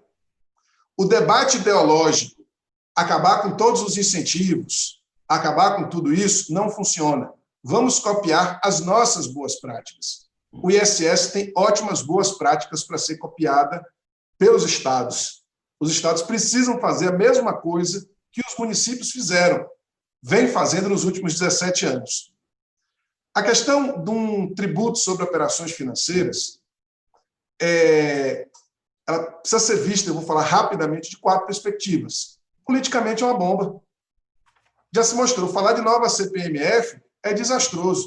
Juridicamente, já existe o IOF, que pode suprir boa parte, sem discussão no Congresso, sem problemas, por ato do Poder Executivo, desde que não tenha alguns problemas econômicos, por exemplo, cumulatividade, regressividade, incidência sobre exportações e outros pontos. Foi feito um projeto lá atrás, liderado pelo professor Heleno Torres, mas que representaria uma redução de 40 para 28 bilhões na época, criando a não cumulatividade e alguma seletividade para a CPMF. A Receita Federal, acreditando que ganharia, perdeu toda a CPMF por não conceder pontos. Então, juridicamente, é um tributo que não teve contencioso, que não gerou dificuldade. Se todo o sistema tributário fosse eficiente, como foi a CPMF, não tinha tributarista nesse país. O que está se querendo fazer com o PEC 45, com o PEC 110, é o oposto do que faz a CPMF. Mas pode ser muito perverso se onerar crédito, se onerar exportações e se onerar seletividade. Eu estou à disposição para contribuir com o debate para a criação de um tributo sobre meio de pagamento. Eu sou contra tributo como instrumento de vingança social. O fato da economia, nova economia, estar dando certo, não deve despertar o anseio supostamente solidário de se vingar dela. Agora, se você tem uma tributação sobre meio de pagamento, sobre intermediação bancária, eu sou favorável, mas não para punir os bancos.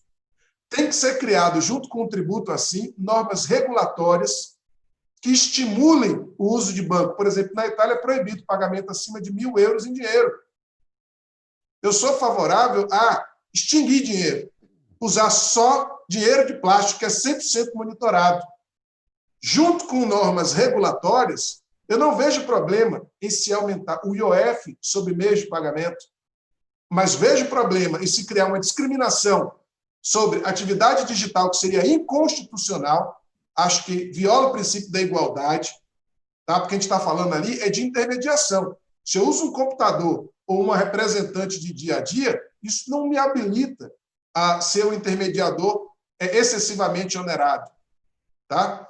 O que eu acho é que existe um grande desafio de usar o direito tributário para alcançar a tecnologia. A gente tem que usar a tecnologia para melhorar o direito tributário. O direito tributário, a tecnologia permite cadastro positivo, permite cadastro único para mapeamento de incentivos, permite quantificação para analisar eficiência de incentivos e tem que se lembrar sempre, o nome privilégio na política é uma coisa, Na técnica jurídica é outra. Às vezes, o incentivo tributário que permite levar uma fábrica para Goiás é aquilo que se poderia chamar de desequilíbrio alocativo. É um nome bonito, entendeu? Botaram até em inglês numa nota técnica publicada pelo Estado brasileiro. Fiquei morrendo de vergonha. No lugar de se utilizar o vernáculo, essa coisa linda que é o português, colocar um termo em inglês para falar de desequilíbrios alocativos, precisa combinar com a população de Goiás, se ela está disposta a deixar de ser um centro industrial relevante da indústria farmacêutica para voltar a ser uma economia agropastoril em nome do fim dos privilégios. Então, é essa clareza de diálogo que eu sinto falta. Quem não tem clareza de diálogo não consegue negociar, não está exercendo o poder direito. Quem não exerce o poder talvez não seja digno do poder que tem.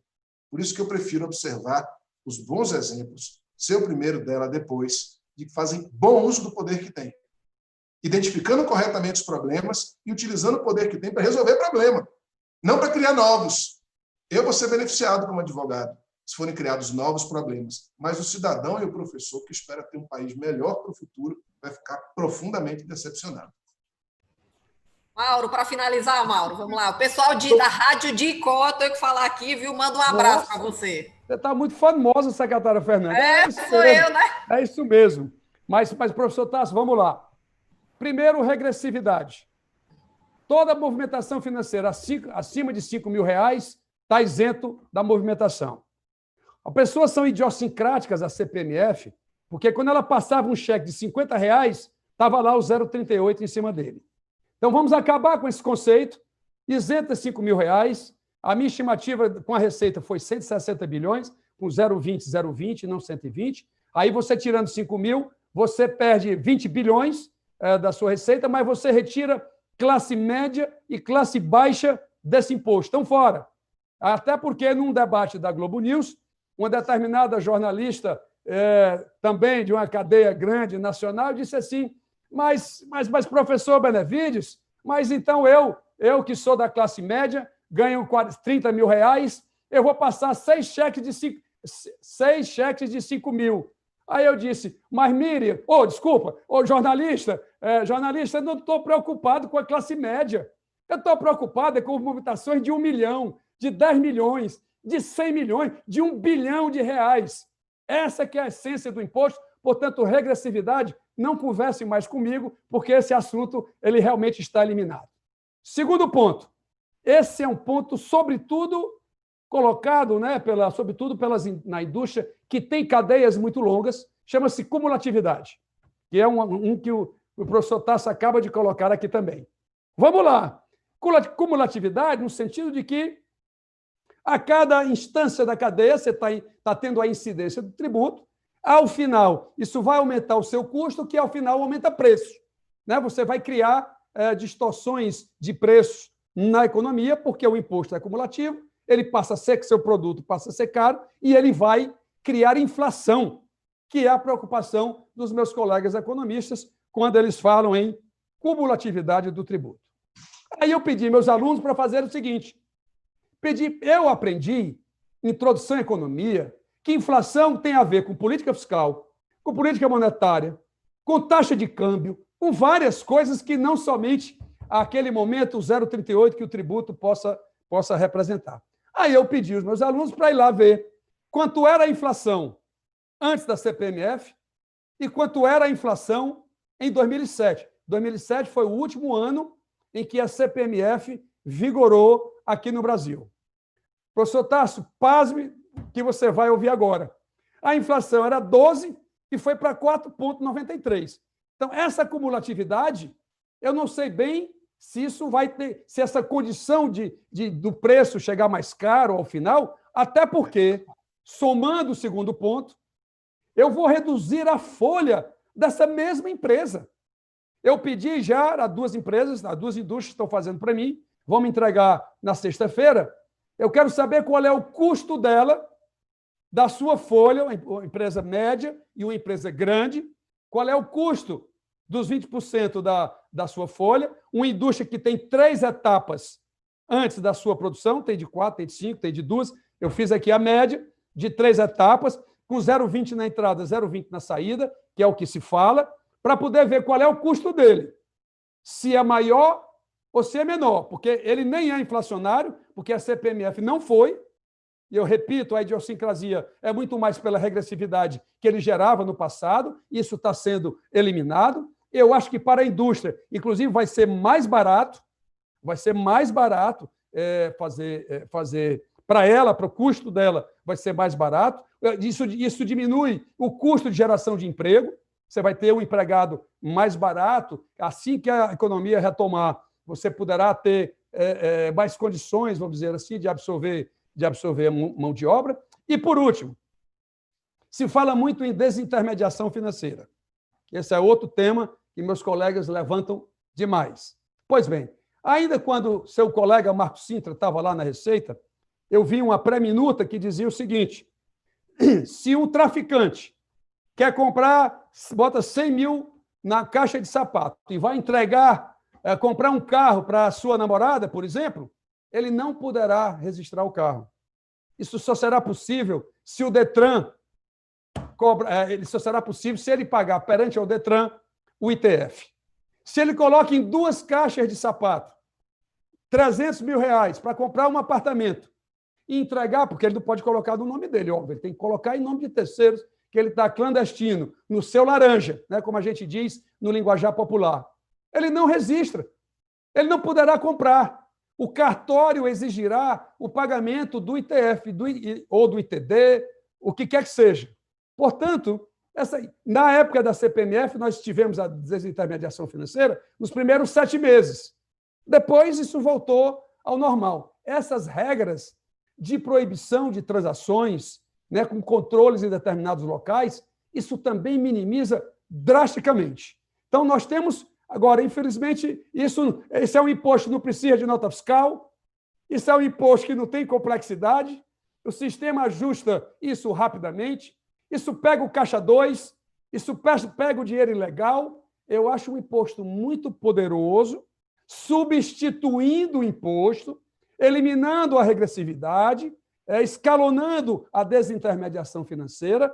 Eu acho que a empresa brasileira, no meu modo de entender, eu acho que ela precisava fazer contas para realmente perceber se isso é viável ou não dentro do sistema tributário brasileiro. Mas são só conjecturas. Por isso que eu fiz questão de fazer o contraponto aqui ao professor Tássio. Gente, eu vou ter que encerrar aqui. Tamboril manda um abraço, Mauro, para você. O homem é o homem do interior, viu, Tássio? Então, realmente, Mauro Neto, filho do Mauro, também está aqui, enfim, parabenizando. Tem um que é advogado tributarista, viu, professor Tássio? Verdade. Meu colega. Verdade. Advogado tributarista é questionamento permanente. Eles nunca estão satisfeitos com o status quo vigente. O Estado, sou contra. Mantovani, Lúcio, Flávio, um beijo, Lúcio. Gente, a gente vai encerrar. Eu passaria a vocês só para 1 minuto aí de considerações finais e depois eu encerro. Vamos lá, Tássio. Gente, brigadíssimo, debate fantástico. Como você disse, Fernando, a gente podia passar o dia inteiro aqui. Quero só agradecer a oportunidade. Sou um professor aqui que vive advogando. Ter essa oportunidade de debate, de passar as ideias para frente, para mim é uma honra.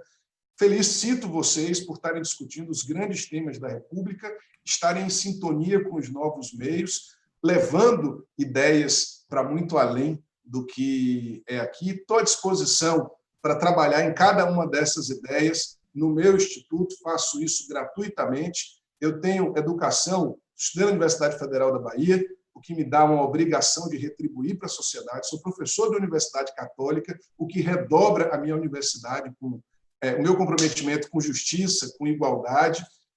Se eu puder ser útil de alguma maneira, contem comigo, porque farei com o maior prazer.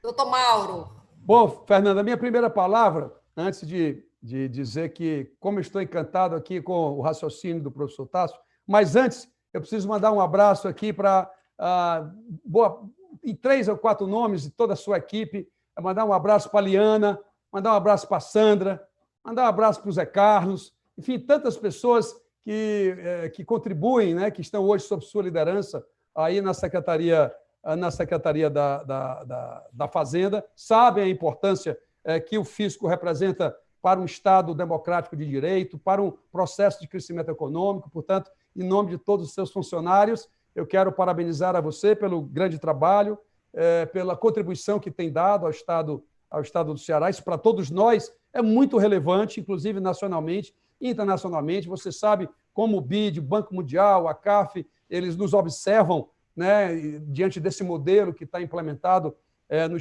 estado do Ceará. Portanto, parabéns pelo seu trabalho. E ao professor Tássio, olha, gostei do debate, fico feliz, a maneira como você aborda, claro, para a gente poder entender também todos os pontos colocados, nós somos muito gratos pela sua participação.